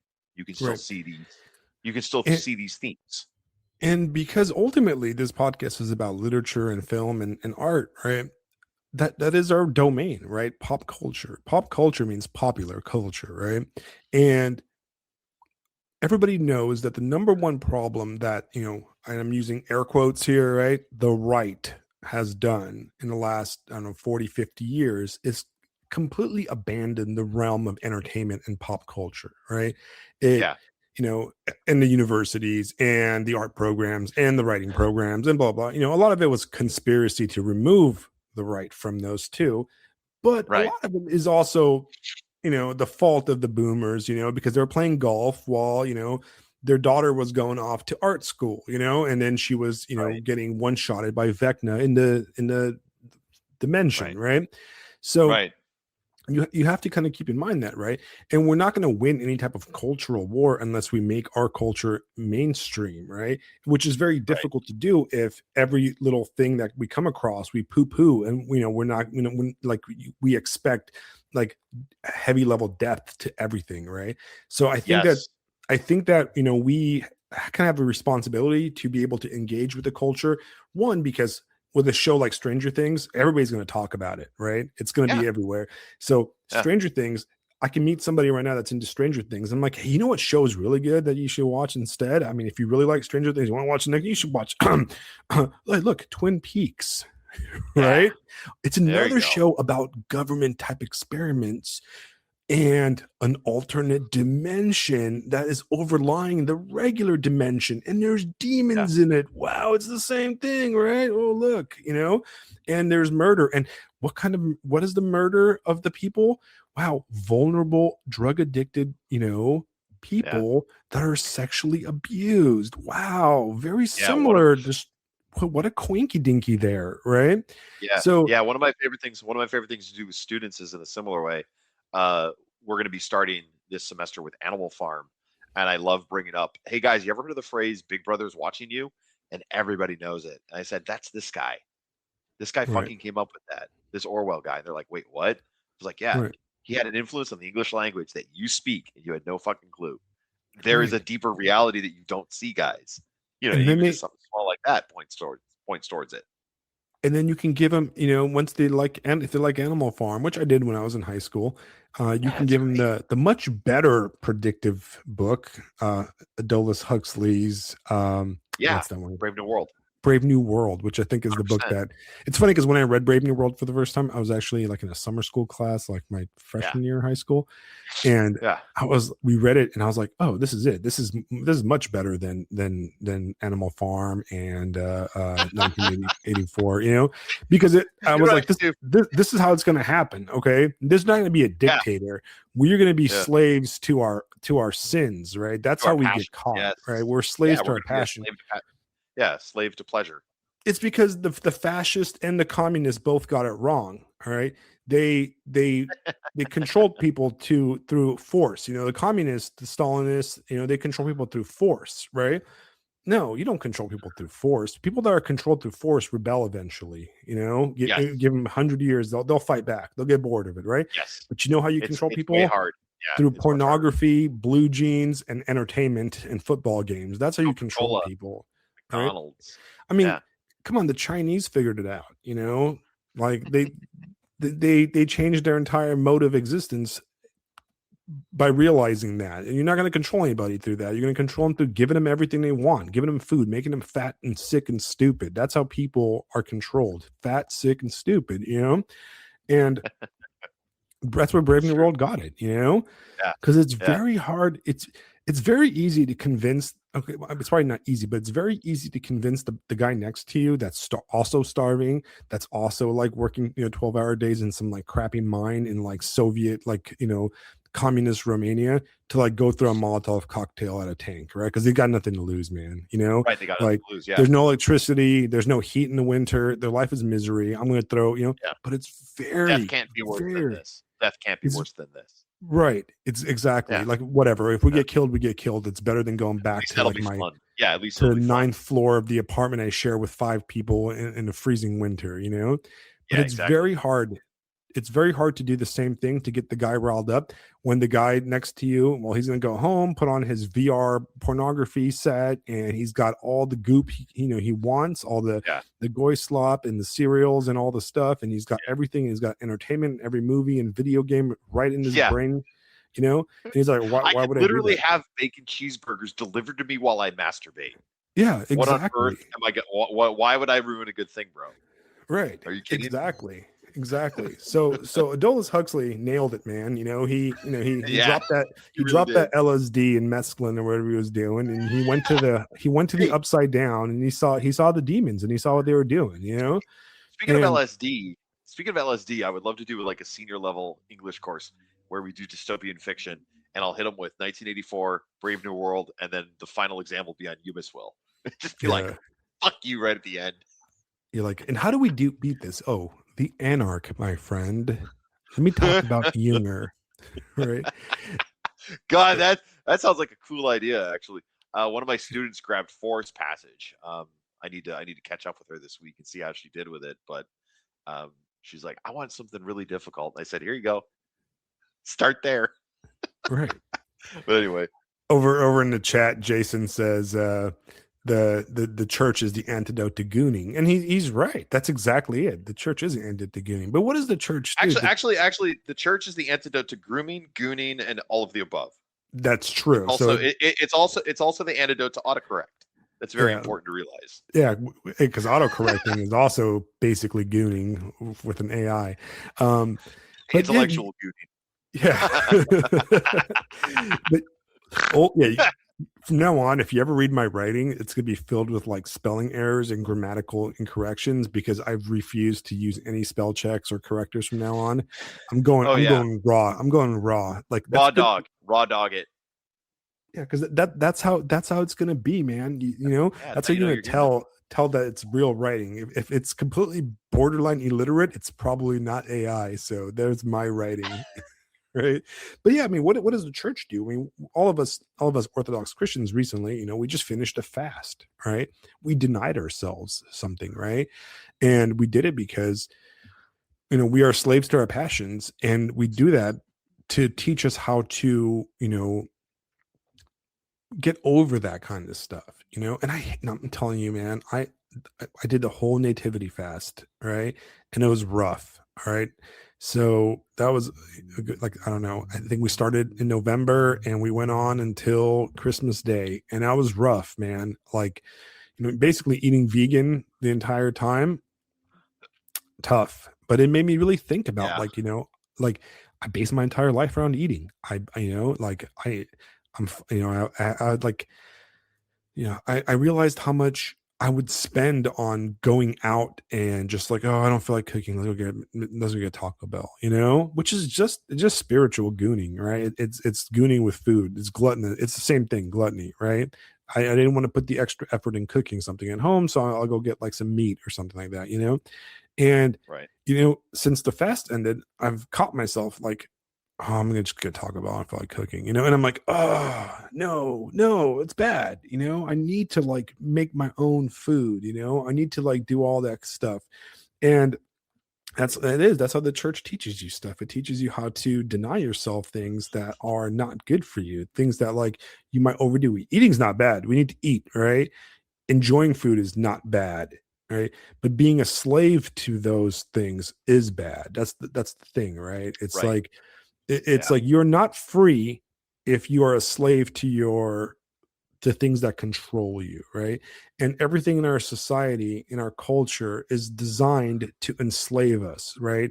Like everything from the internet and it's like addictive dopamine traps to our food, to our, you know, highly over sugarified food, everything, you know, and we're constantly in a trap, right?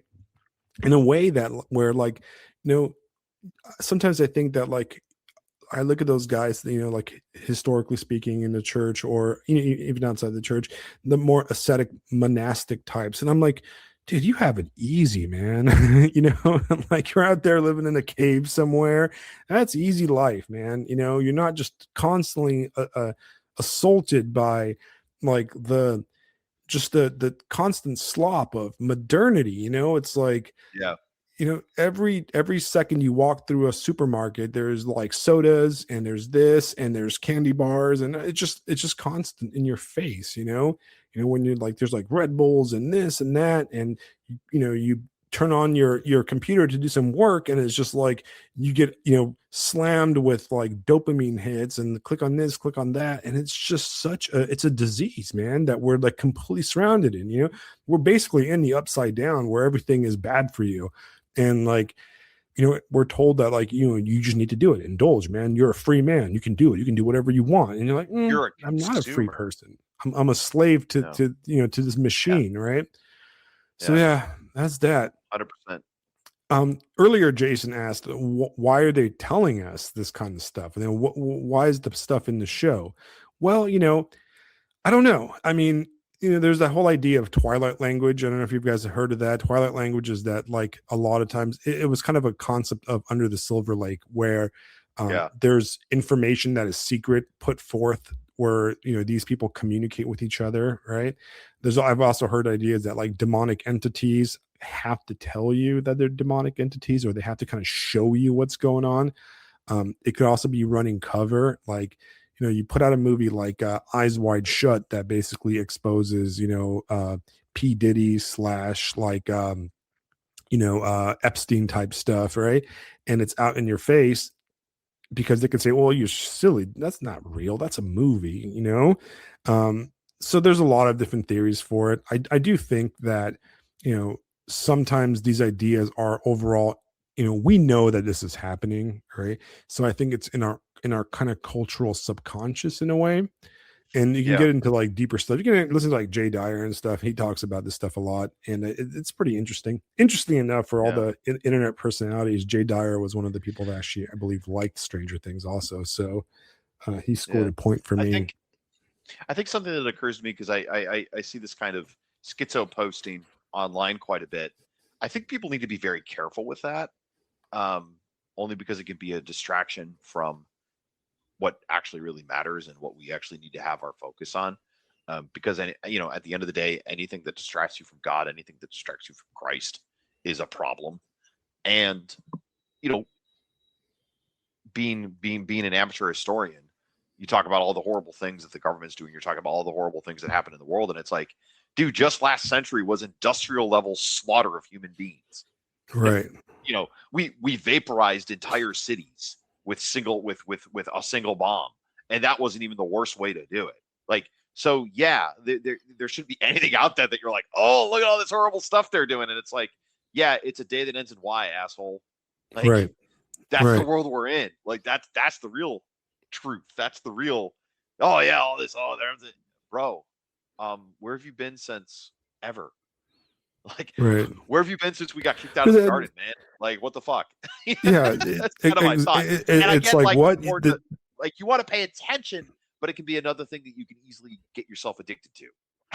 And then, you know, you're going down. Right. I mean, you know, one of the most popular podcasts right now, and like the most popular thing is what's her name? The black chick. What's her name? Candace Owens, right? Yes. Yeah. And she's a perfect example of what I'm talking about here. Just shut the fuck up. Turn that shit off. Right. She's been on this, you know, super conspiracy thing. Yeah, and some people like that lie stuff, to make money. They lie to make money. Come on, guys. I mean, that's all any of this is. Everybody's lying to make money. So why do you think any of it's accurate? Like, you're in the Library of Babel and you're listening to Candace Owens. You're fucked, man. Right. You know? Right. I mean, she might be right about stuff. You never know, right? Well, yeah, like I said, most conspiracies are right, but they're wrong about why. And I mean, look, we still don't have the Epstein files, right? And nothing's been going on with that. And we've seen all these conspiracies in Minnesota, and nobody's done anything about it yet, right? Yeah. There's all kinds of stuff like that, and like in a world that we live in, it's very easy to fall into this kind of like trap of that. So the only thing you can really do is like kind of like smile and nod, try to find a thread of logic in this whole situation, in the whole, in the narrative, and then go to laugh church. And make the sign of the cross, man. Laugh and make the sign of the cross. That's right, all there is. Right. I mean, that's really it. Yikes! Right. Here we go. Well, that's a bit of Stranger Things for you guys. I'm gonna move on to that. I was going to talk about Venezuela, but I don't really care about that, to be honest. I still haven't made my opinion about that. I think we're going to talk about that maybe next week. That'd be fine. Yeah, we can give it a little bit of time. It was coming up in school today. A lot of people were like, "Man, what do you think of that?" Like, it's definitely it's reminding me of the Charlie Kirk assassination, where it's breaking through the zeitgeist into the minds of high school students. Like, when the high school students pick up on it, it's something happened. There's definitely an event that is occurred. Well, you know what I'm. But it's led to very enjoyable conversations. So like it's it is what it is. So one of the main reasons why I can't really have too much of an opinion on it is that I have not read as much on it as I should. Like I said, I was coming out of my my media blackout, and it's very interesting. It's interesting thing. I don't know how I feel about it. Well, actually, I do. Okay, here's kind of what I feel about it, right? But this is I want to preface my opinion that I'm not fully in the know with the situation. I mean, obviously, we're all not in the know of a top secret operation, right? But what I do know, I do know certain things, right? I know that all war is bad. Period. Okay. Yeah. Period. All right. Yeah. Any type of military action outside the United States, I'm not a fan of. I think that the U.S. I'm a strict isolationist, and that's my opinion. So I'm predisposed to saying military actions outside the U.S. not good. Okay, but like I said, that's not a hard line, because there could be elements that I don't fully understand about, like the involvement with the Chinese and the Russians, etc. Blah blah blah. Right. I don't understand that part. The other thing I don't like is I feel like ultimately there's a little bit too much chest thumping about it, right? Because we're talking about here is we're talking about an operation that took about 6 months to knock out, and they used over 150 planes according to the president and all this stuff, right? And to me, it feels like a little bit. It feels like you're bringing a Ferrari to a race of like Yugos. All right, you know what I mean? Like, well, I'd so what I mean, that I just with it's a good analogy. But I think part of it is that the Yugas have been acting like assholes for a really long time. And then the Right. Ferrari rolls up and goes, "Hey, vroom vroom, motherfuckers!" You know, like that's Right. kind of. I think that's a lot of what's going on. But what I mean with that is that like we are talking about 5 months of like infiltration, constant surveillance using all our drones, 150, we're talking about trillions of millions of dollars worth of expenditure, right? For Yeah, to win a race against the Hugo, right? When realistically speaking, I'm not saying it's a conspiracy, but if I were to be a conspiracy theorist kind of person, it's pretty clear from what I do know, based on the facts that have been presented to us, that the safe assumption to say is that the reason it was so easy was because his own military was paid to stand down, or yeah. I looked at mean, the situation and said, "This is not worth it," right? So they right. didn't do Well, anything. yeah. I mean, if that's the truth, and there's probably an element to that. That in my mind, that makes it even more impressive because we could turn all your guys. Right? But I Okay, mean, that's even like yikes. Okay, but well, fuck him. but turning all the guys in a shitty, South American communist shithole is not that much of an impressive achievement. Okay, you know what I mean? When you level the entire might of the U.S. military against them, right? Because it's really a situation. We're not talking about like in this situation, we're not talking about Muslims here, right? These aren't people that believe that they're gonna go, if they die for their belief, they're gonna go get, their 99 virgins in paradise, right? These Right. aren't like fanatical people. These are, South Americans who, are, kind of stuck in a crappy communist thing, and they realize that, man, I'm not dying for this dude. You know what I mean? Like for Yeah. what? We're gonna die for No. like some ideology, like, oh, our allies, the Russians, who aren't even like who don't even give a shit about us whatsoever and aren't even communist, right? Like we're just basically like like how like put yourself in the situation of your average soldier in Venezuela, right? Or like your middle grade lower officer or whatever. I'd be like, yeah, I'm cool, bro. I'm starving. I haven't been paid in 6 months. I'm not taking a tomahawk missile to the face for this dude. You know Yeah, what I no, mean? I will happily sidestep as you pluck this guy Yeah. out of here, Yeah. and I'll just deal with the new guy. There was a lot of I'm not showing up to work this day, guys. I've got a cold. There was a lot of that element of it. So it Yeah, looks like the real impressive operation is not on the military side, and I'm sure it was very impressive, right? But I yeah, think the real impressive operation was in the human intel and the spook stuff and how they convinced everybody to just not show up to work that day. You know what I mean? yeah. I mean, And I've seen a couple writers that make me believe that there is something to it. And they're writers that I've been reading for a while. I'm thinking of Chris Bray and Commander Salamander. They mhm, both had some pretty decent takes on it, which they're both very cautious people, so they typically don't just spout off on shit. You know what I mean? right, And it was all like, hey, it's early, like whatever's going on. But Salamander had a good point that he's like, man, like there is some competence in the military, and this should be guarded and this should be nurtured, which I thought was an interesting point for him to make. And then with Bray, it was, you've got this corrupt, incompetent, retarded competency crisis bureaucracy layered over some legitimate lethal good shit. So like there is right, still some, because people have been used to just, you know, the Afghanistan withdrawal, the war on terror, uh, George W. Bush, mission accomplished, nuclear weapons, like just the boneheadedness of the last 25 years. It's nice to see some things that are legitimately on our side of the world. And, right, and, and I don't think that can be overestimated. Again, this is all within the beautiful caveats you mentioned at the beginning. War is bad. Yes, absolutely. But we live in a fallen world and war's not going anywhere anytime soon, whether we like it or not. So, it is what it is.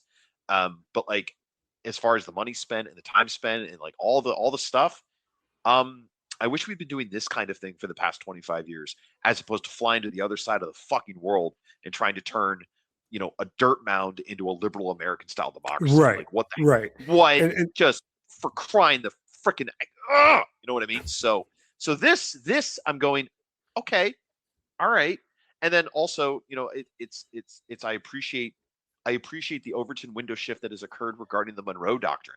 You'd be surprised, like how many people when you pause and explain it like that, and they go, "Oh, it actually represents a pulling back of American imperial, ambitions." People are trying to compare this to the neocon stuff, and I'm like, guys, we flew halfway around the world and tried to build an American-style democracy. This was on our side of the planet, on a country that is in our sphere of influence. I mean, isolationist, sure, but I'm an isolationist within the context of continental politics. Like, yeah, isolationist as in not across the oceans. You know what I Right. mean? Like, and Right. it represents a pulling back of American imperial ambition. Right. No, Like this kind of thing I is going to think, happen well, regardless. I think you're right there. And Yeah.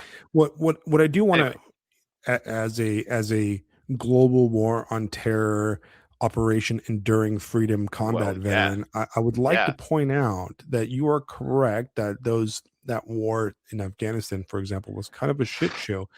But yeah, what I would like to point out that both the Iraq war and the war in Afghanistan, the early war when the military was allowed to do military stuff went exceptionally well. We kicked the shit out of those people, right? yeah. Oh And we yeah, did it absolutely. well. And we know we always held full superiority over the combat elements, and the competency of our military was outstanding in both those wars. What Yeah, lost those wars was not our soldiers or our equipment. What lost those wars was our the people in charge, just like in Vietnam, right? yeah, Like it wasn't, we didn't lose the war, we lost the peace afterwards, right? right, And it's when we started using the U.S. Marine Corps as a police unit in a shithole Islamic country with camels. That's when things right. went wrong in Afghanistan for 20 years. The initial Yeah, battles in totally agree. Afghanistan, the military dominated those. The initial invasion of Right. Iraq, the military dominated those. Yeah. So it was ultimately the competency of the military should not really be questioned. I mean, yeah, there's some, dubious things, a lot of shifty stuff with like procurement and like some of the equipment Well, and the planes and stuff, but that's it's when the normal. tool it's when the tool is used properly. Right. Like the military is for wrecking people's shit. They wreck people's shit. Okay, shit wrecked. See ya. Like, okay, Right. fair enough. And we weren't very competent at doing coin. For you guys that aren't familiar with what coin is, Yeah, it's yeah, counterinsurgency operations, right? It is the yeah, most difficult military thing to do, right? Nobody does it well. Nobody really did it well. And nobody does it yeah, well with their hands tied behind their back. You need to do it violently and evilly to do it well, right? yeah, But yeah. we failed at Do it coin properly or not at all. with our while we were handcuffed by ourselves. Now, the concern of the situation. So there's 2 points, right? My Yeah. concern with the situation is that what I'm really want to look for, and I said I want to read more, right? Is I want to Hmm. know what happens next. Is this going to be Yes. another quagmire where we just built a sham nation in its place, and now we have to Trump, President Trump's like, yeah, we got 30 billion blah blah blah oil. Yeah, I gotta see that first, bro. Right. Like it needs Yeah. to, like, how does that benefit me as an American? Okay, like is my gas going to be cheaper? Like I Yeah. otherwise it's just a Twitter post. Like I can say that Yeah. too. Oh yeah, I just went and beat up my neighbor. I got 30,000 goops, from his house. Right. Well, I don't know. Let's see it. Like, Yeah. or is this going to be another like it's going to be another money laundering Ukraine type thing going on in this country, right, with us Yeah. in charge, right? So You know what? The thought I had recently, it reminded me of the Cuban Missile Crisis, where the Soviets, they put the missiles in Cuba, and then eventually it was solved because the missiles were taken out of Cuba, and then our missiles were taken out of Ukraine, and only because you brought, or not out of Ukraine, but Turkey, Turkey. Yeah, Turkey, yeah. and I'm only saying that because when you mention Ukraine, like if we see the Russia and Ukraine situation kind of sort itself out into a less volatile version of whatever the hell's going on over there, and then we see this Venezuela thing kind of go in a similar direction, I almost feel like we'll look back and see, this was another Cuban Missile Crisis kind of thing, where like China and Russia are getting involved in Venezuela to the point where they had to force us to act, and then they withdraw in order to have us then get, so basically everybody gets what they want, or at least enough of what they want so they leave pissed. Right. Decent That's diplomacy. always on the back And of my it's mind. kind of yeah, it kind of feels like that's what's going on here maybe a little bit. But I mean, I have no And, idea. We'll see. and But yeah, ultimately, like, I think there's a little bit too much made of the Russian angle there, because ultimately, like, yeah, Venezuela, but Venezuela is like minutely important to the Russians and the Chinese, right? Like, yeah. they can provide, like, they can sell them Well, weapons and all this stuff, but realistically, you can't prop up a place without boots on the ground, and you can't prop up a place that does not want to be propped up, and that's the vibe I'm getting here. Like, yeah. like I I I I would say foreign influence wouldn't have to be much in order to in order to in order to justify American attention, and also America's got enough influence and territory and concessions. Like we've got stuff to burn.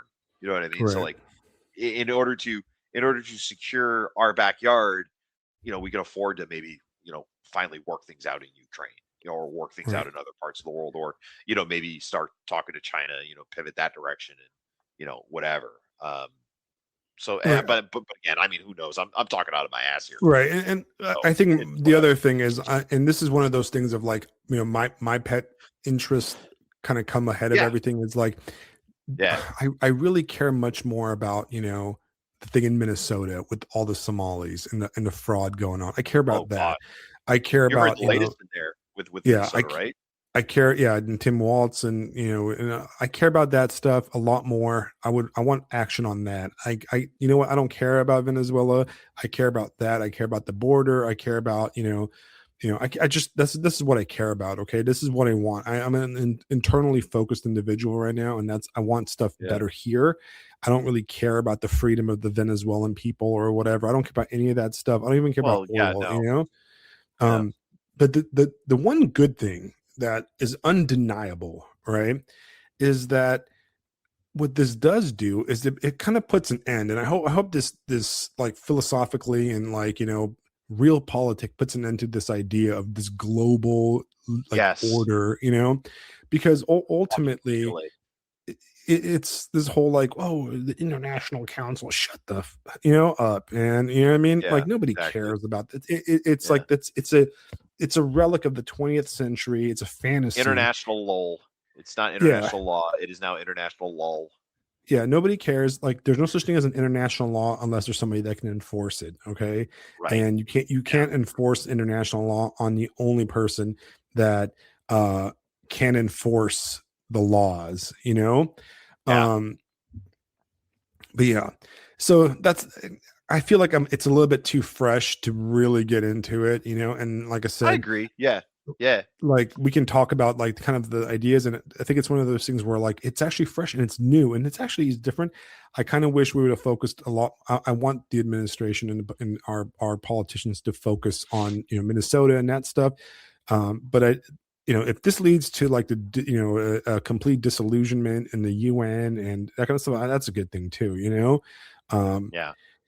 I just I don't want us to take a false sense of security from taking a Ferrari to a race against Yugos, though. You know Oh what I yeah, mean? That's an 100%. important Yeah. thing. Okay. No.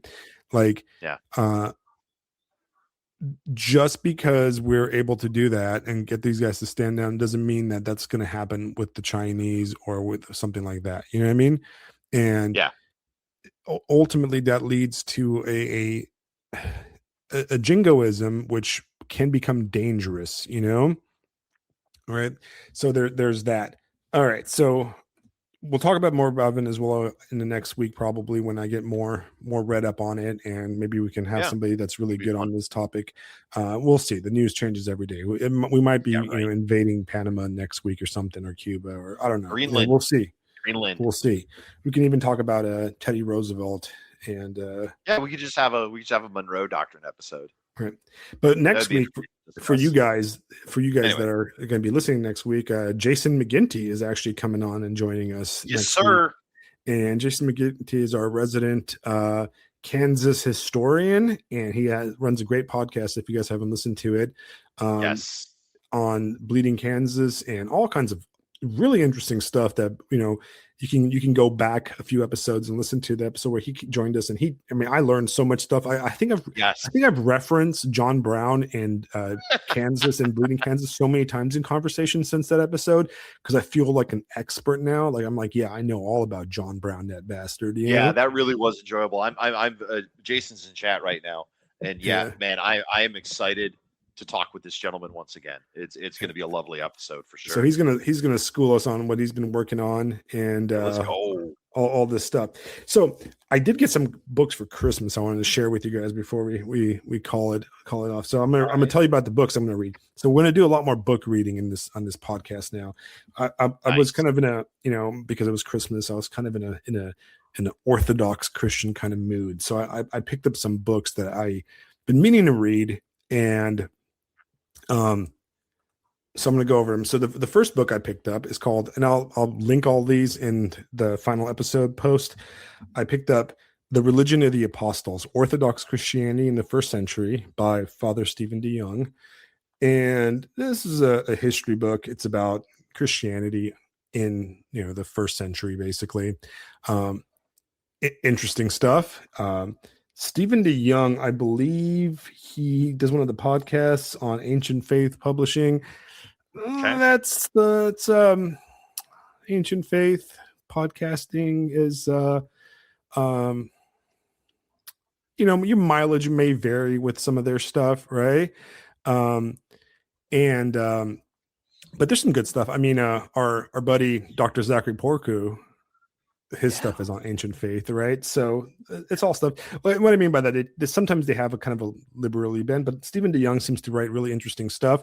So I picked up his book, The Religion of the Apostles. It's interesting.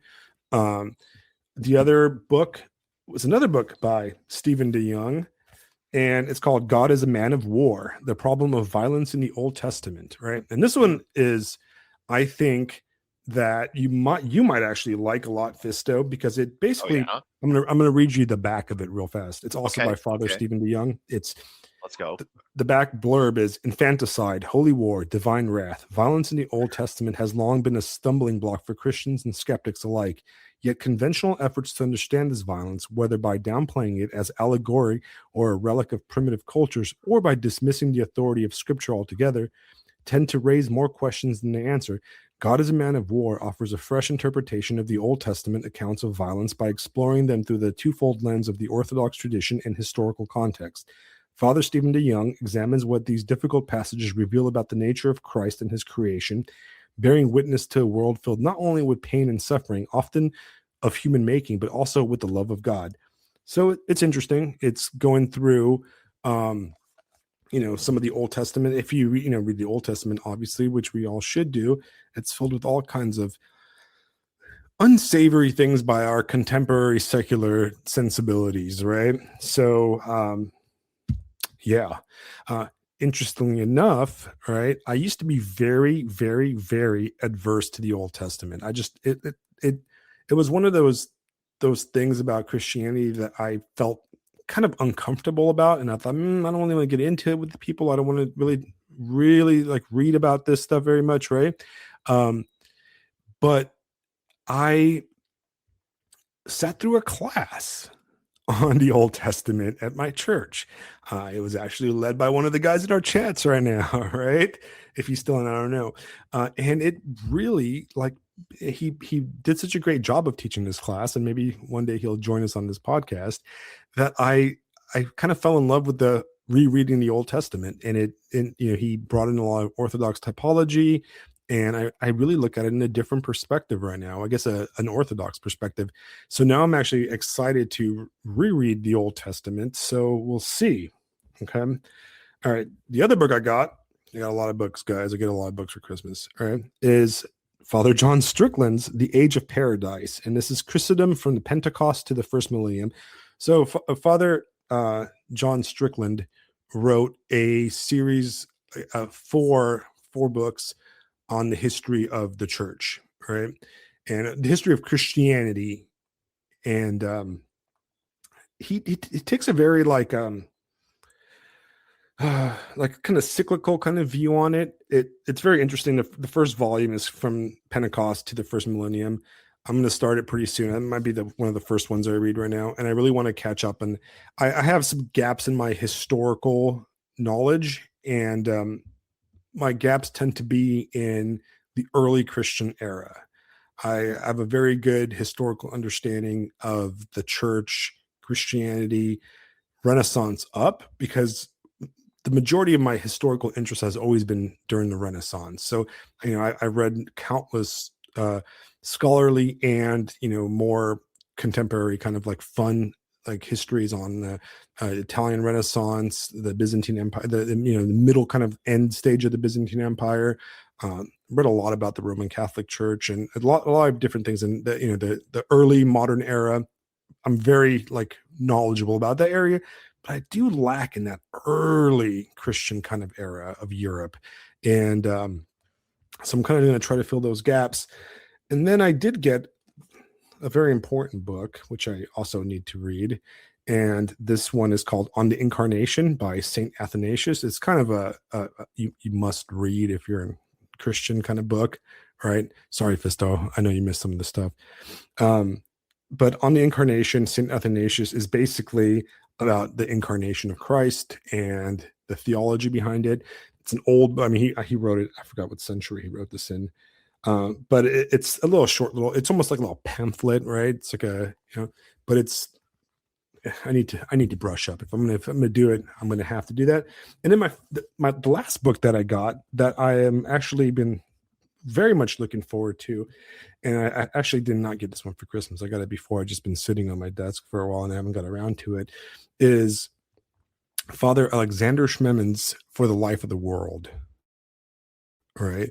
And I don't know if you guys are familiar with Alexander Schmemann. He was the dean of St. Vladimir's seminary for like 30 years. And he's one of those like instrumental figures in American Orthodoxy.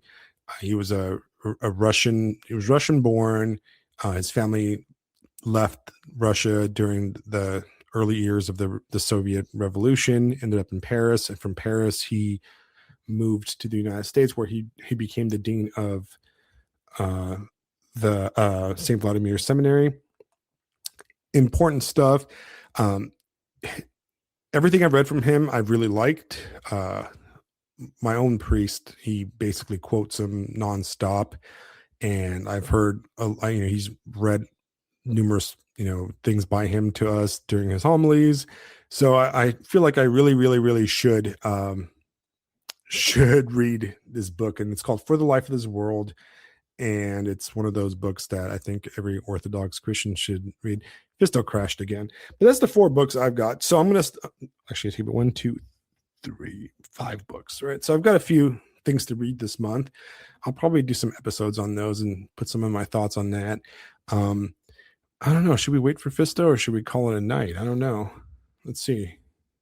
If you guys have any quick questions while Fisto jumps in here, feel free to ask him real fast. But that's kind of the idea right now. For the next year, we're going to be doing this show every day, every Wednesday at 7:00. We're going to do it live. And then for you guys that didn't hear the whole thing, I don't know what that was. Can you hear me? Yeah, you're back. Oh, thank the Lord. Yeah, internet crapped out. Sorry about that, buddy. Oh, it's okay. Okay. Yes, hello. Oh, well, I just read the books I'm going to read. Perfect. Yes, right. I didn't want anybody to think I've been Maduro'd. So yeah. No, it's okay. You're fine. But yeah. So I'm gonna read these books, and I'll probably talk about them. I'll probably write about them on the Substack. You got anything to read? Are you reading anything new? Any plans? Yes. So I'm going to dig back into Understanding Media by Marshall McLuhan. I've been really enjoying that book a lot. I'll have to tell you about how it relates to liturgy. I don't know if we've had that conversation yet, but there's things in there that made me realize.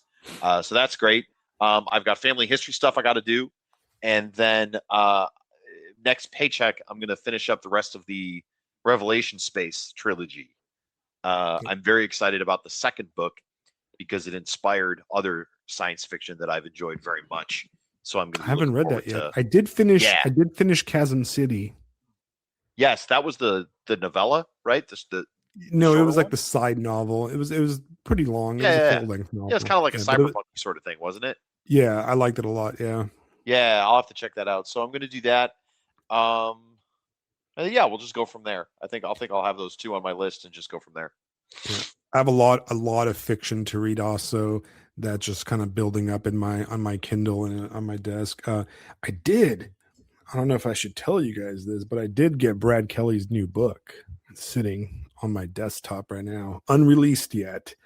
And if you guys aren't familiar with Brad Kelly, he was a previous guest. He runs his own podcast where he does like a lot of indie books and a lot of like kind of weird esoteric stuff. He used to be the co-host of The Art of Darkness, and he's one of my favorite people on Substack, and just in like in the whole sphere of in like our conversation.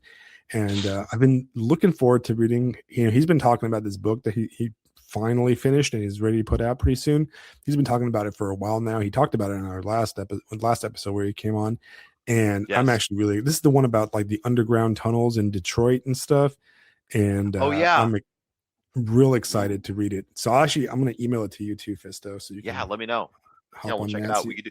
Hey, we should get him back on. Talk about his book. Oh yeah, no. I'm already. It's already in the works. It's already in the works. And we got Jason coming. We've got the Pylum Press guys coming on pretty soon. We're squaring off the dates. They've got a bunch of new books coming out, and one of the Pylum Press authors, my favorite like independent fantasy writer, Schuyler Hernstrom, if you guys are familiar with his stuff.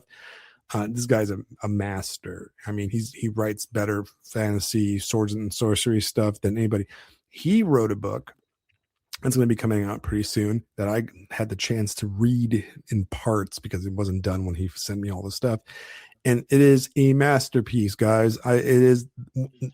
First, it's funny, but it's the most based, funniest book I've ever read. And when that comes out, I'm going to give him a 7-hour episode because like I have so much to talk about the stuff he wrote. And I'm excited about that. We're going to have a lot more guests because you guys are probably going to be tired of me and Fisto just talking the whole time. Right. But I think that's it for today, man. About good for you. Cool. Yeah. Perfect. Everybody good? We had a good time. Pleasure. All right. Yeah. All right. So if you guys enjoyed listening to the show, please subscribe to us on Substack. If you're not already subscribed, I'm assuming most of you are. If you guys really want to support us, subscribe with the payment option. That money it doesn't go into me partying. I think the check I sent Fisto was like $37 after spend it all in one place. I don't spend it all in one place, right? Already gone. Yeah. Thanks, Daddy. Wait, what? And then I think I did the finances for the podcast, and I'm like squarely in the red, because this stuff costs. I mean, it costs money. StreamYard costs like $500. My internet costs money. All this stuff costs money. So it just is, but this is fun. I love doing it. But any money you guys can throw us in the subscription is much appreciated. And we're going to have some like exclusive only episodes, right? We're going to keep these episodes for free because we love you guys.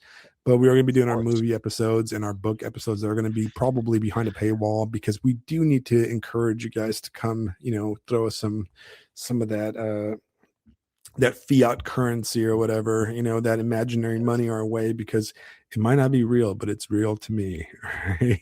I could buy a cheeseburger with it. It's real enough for me. Yeah, I need that Wendy's breakfast sandwich. But so I would much appreciate it tomorrow when I put this episode out on Substack and YouTube and everywhere. I would very much love it if you guys hop on and just like and share it. Okay, even if you've enjoyed it, just go ahead and hit a like, share it, subscribe to our YouTube. I don't really go on a YouTube. I know there's some people that listen to it on YouTube exclusively. I don't really go on YouTube very much, but I still would appreciate the subscription on YouTube because it does raise our profile, right? Even with the thing, I think they completely like block us and demonetize us on there. It's probably my fault because I do something weird, but I really care mostly about Substack though. But we really, we really should raise the profile of this podcast because we want it to be there and we want it to be shared and we want lots of people listening and we want these conversations to go on, right? I want people to come in here and tell me how I'm wrong for thinking that Will Byers being gay is not that big of a deal. Right? We haven't had a troll in a while. Where's our troll at? Where's she at? Huh? Our troll didn't join us tonight. My favorite troll. You don't talk about that. I can't remember. Was it that one lady who like went off that one night? Yeah, I miss her. I thought she was going to be on here. I'm kind of hurt. She kind of hurt me. She didn't fight with anybody, but yeah. So like, share, subscribe, and then next week, same time, 7:00 Wednesday, 7:00 Eastern time, we will have Mr. Jason McGinty, and we're going to talk about his podcast. What I really want to talk about, Jason, is. If you guys know, we talked from the last episode. Jason is also an Orthodox Christian, and he is a historian of Kansas. And what I really want to talk about is a topic that's kind of been back and forth in my own personal real life circles, which is the Orthodox Church in America, right? And how do we square like old American traditions with the Orthodox Church? What is worth keeping from, traditional American, culture and, like the South and that kind of stuff. I know we watched, Jason shared a video of Father Turbo, which I found very interesting. I want to talk about that a little bit and we'll share that video. And I want to talk about that stuff because it's very interesting to me as an Orthodox Christian, as an American, I guess I'm an American and I'm a combat veteran for America, right? But in a way, I can't talk with just you about it, Fisto, right? And the reason I can't talk with just you about it, Fisto, is because I'm not a born American. I'm a naturalized American, and I'm not going to sit here and lecture Americans on Americanisms, and I'm not going to ever do that, right? Because, like I said, I don't have that right. I don't see it as my right to, So, but I'm very much interested. You know what's funny about that is that I'm a cradle American, but you're a cradle Orthodox. So we kind of meet in the middle there. That's true. That's true. Right. So, know, that is true. So that's actually an interesting fun conversation. Right? Yeah. I've thought about that a lot myself. I've thought about that a lot myself as a descendant of pilgrims who converted. It's like, yikes. Well, what's up, guys? Here we are. But I will tell you guys, while I am, theoretically on paper a cradle Orthodox, right? Because I was baptized like, 1983, right? I am actually not. I didn't stay Orthodox my entire life. I became kind of, I didn't because my family didn't really go to church much. And it wasn't until recently that I returned to the church. I mean, like I said earlier in the episode, my daughter just got baptized and she's 7, but it wasn't until then that happened. And so I have an interesting perspective, I guess. Like I'm kind of a little bit of all sides, but I still, like I said, I can't lecture Americans on Americanisms because not only am I foreign born, I'm a very Americanized person, but I grew up in California, so that's pretty much not being American, even if I was born there, So I'm from Ohio, so I'm as American as you get. Right. Straight up, right to the throat, American. Okay, you know what? Before we go, because this is a conversation that we were having at church today. What is a traditional Ohio thing? Like, what would be an Ohio thing? What would you say? Like, if you had to pick an Ohio tradition, what would it be? Traditional Ohio thing. You mean like a food or like music? Like something you'd bring into the church. Oh, something that I bring into the church. What do you mean? Like if you were to make, let's say, like I want to make our church a little bit more Ohio. What deep Ohio tradition would you bring into the church? Do you guys have any traditions? Probably pie. Pie? Yeah, some kind of pie. Like an apple pies or like pumpkin pie or like something like that. As far as like any kind of feast stuff or anything, at least when I was growing up, it'd be a lot of like meat and potatoes and like sauerkraut, stuff like that. I mean, like very Germanic, Irish, like probably corned beef. Actually, yeah, corned beef was the thing up in Cleveland. Like that's the thing everybody ate. So stuff like that. Yeah, so Irish kind of stuff, right? Scots Yeah, Irish kind of stuff. Irish, German, things. Yeah, things of that nature. Okay, all right. Yeah, Yeah, Polish food, a lot of Polish food. Protestant stuff. Yeah, yeah, basically, a lot of Not sauerkraut, welcome. brats, like stuff like that. Yeah, it'd be a lot of that. Yeah. John Brown. How about any like cultural practices? What would you say is a cultural practice in Going to Ohio? space. A lot of astronauts from Ohio. Yeah, Becoming but president of yeah, the yeah, United but we already States. got We got that. a lot of Like the those. We got a lot of Orthodox those. Church, Orthodox Christians were the first people in space. We already won that That's one. true. Well, we were the Yuri first ones on the Gagarin. moon. We were the first ones on the moon, so eat shit. Just kidding. Yeah, but Um, Russian Orthodox brought icons into space, and there's actually like nice. there's icons on the space station right now. Okay, that's interesting. Yeah. Okay, well, come up with some stuff. Think about this stuff. All right, I really want to think Ohio about stuff, like man. what will what will the American Orthodox Church look like in 100 years from now? Like will we differentiate ourselves from the kind of ethnic Greek or Russian or Serbian kind of thing? Are we going to take on American kind of elements? I mean, I think we already do. I mean, the fact that we sit here and read and discuss books a lot more than Europeans do tends to be a very American thing. The fact that we argue and I guess conspiracy theories are part of Eastern European culture, but there's a lot of things that we do. We probably drink more coffee than the other churches do. Yeah. Russians don't really drink coffee. I bet nature's going to play a much bigger role. And what I mean by nature is, I mean like the natural beauty of North America, right? Like, but having monasteries up in the mountains or like monasteries out in the plains, like it's gonna, or like out in the deserts. Like you're gonna have things very much. You're gonna have things that are very much influenced by the environment. Right. To like an extreme. Like I'm thinking of like the Sierra Nevada, and like somebody was bringing up Teddy Roosevelt. I'm basically picturing like Teddy Roosevelt with an Orthodox beard wandering around the forests. You know what I mean? Like that kind of thing, like hunting and like doing all the Teddy stuff, but he's got like icons and shit. Okay. Like probably something like that. Or coming from the other direction, like St. Olga, and like up in Alaska, and like that stuff. Like I don't know, man. I think it's gonna be weird. I think it's gonna be really weird looking. That's gonna be something else. That's what I want to talk about, Jason. Okay, I want to talk about. Yeah, I got to really think about that. I really want to talk about the American identity, right? How our American identity is, especially us living in the South, we are connected to the Civil War, and we're connected to the John Brown stuff and everything. We're connected with that, and I want to talk about us, converting to, in a way, and accepting this the correct faith, right? But through a package that is in a way, like, we can't deny its somewhat foreignness to the Americas. And how do we deal with the dichotomy of how do we deal with the idea of like nationalism, patriotism, local cultures versus our universal? Because ultimately, in my opinion, the nation I belong to is the kingdom of God, right? That's what I care about. That's my number one priority, right? But I do want to talk about these kind of ideas, and I think that would be a very interesting thing to talk to a historian of the Civil War era South and Midwest. So if you're up for that, Jason, that's what I want you to prepare for, because that's going to be my topic. I'm going to prepare for that, and of course, I want to hear what else. And your podcast has been just killing it lately, so can talk about that too.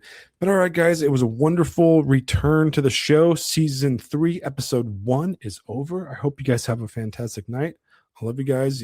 Sleep well, dream well, and we will talk next week. And let me know what you thought about the episode on the chat tomorrow. Okay. Good night, guys. Good night, Fisto. Good night, buddy. Thanks for hanging with us, guys. For sure.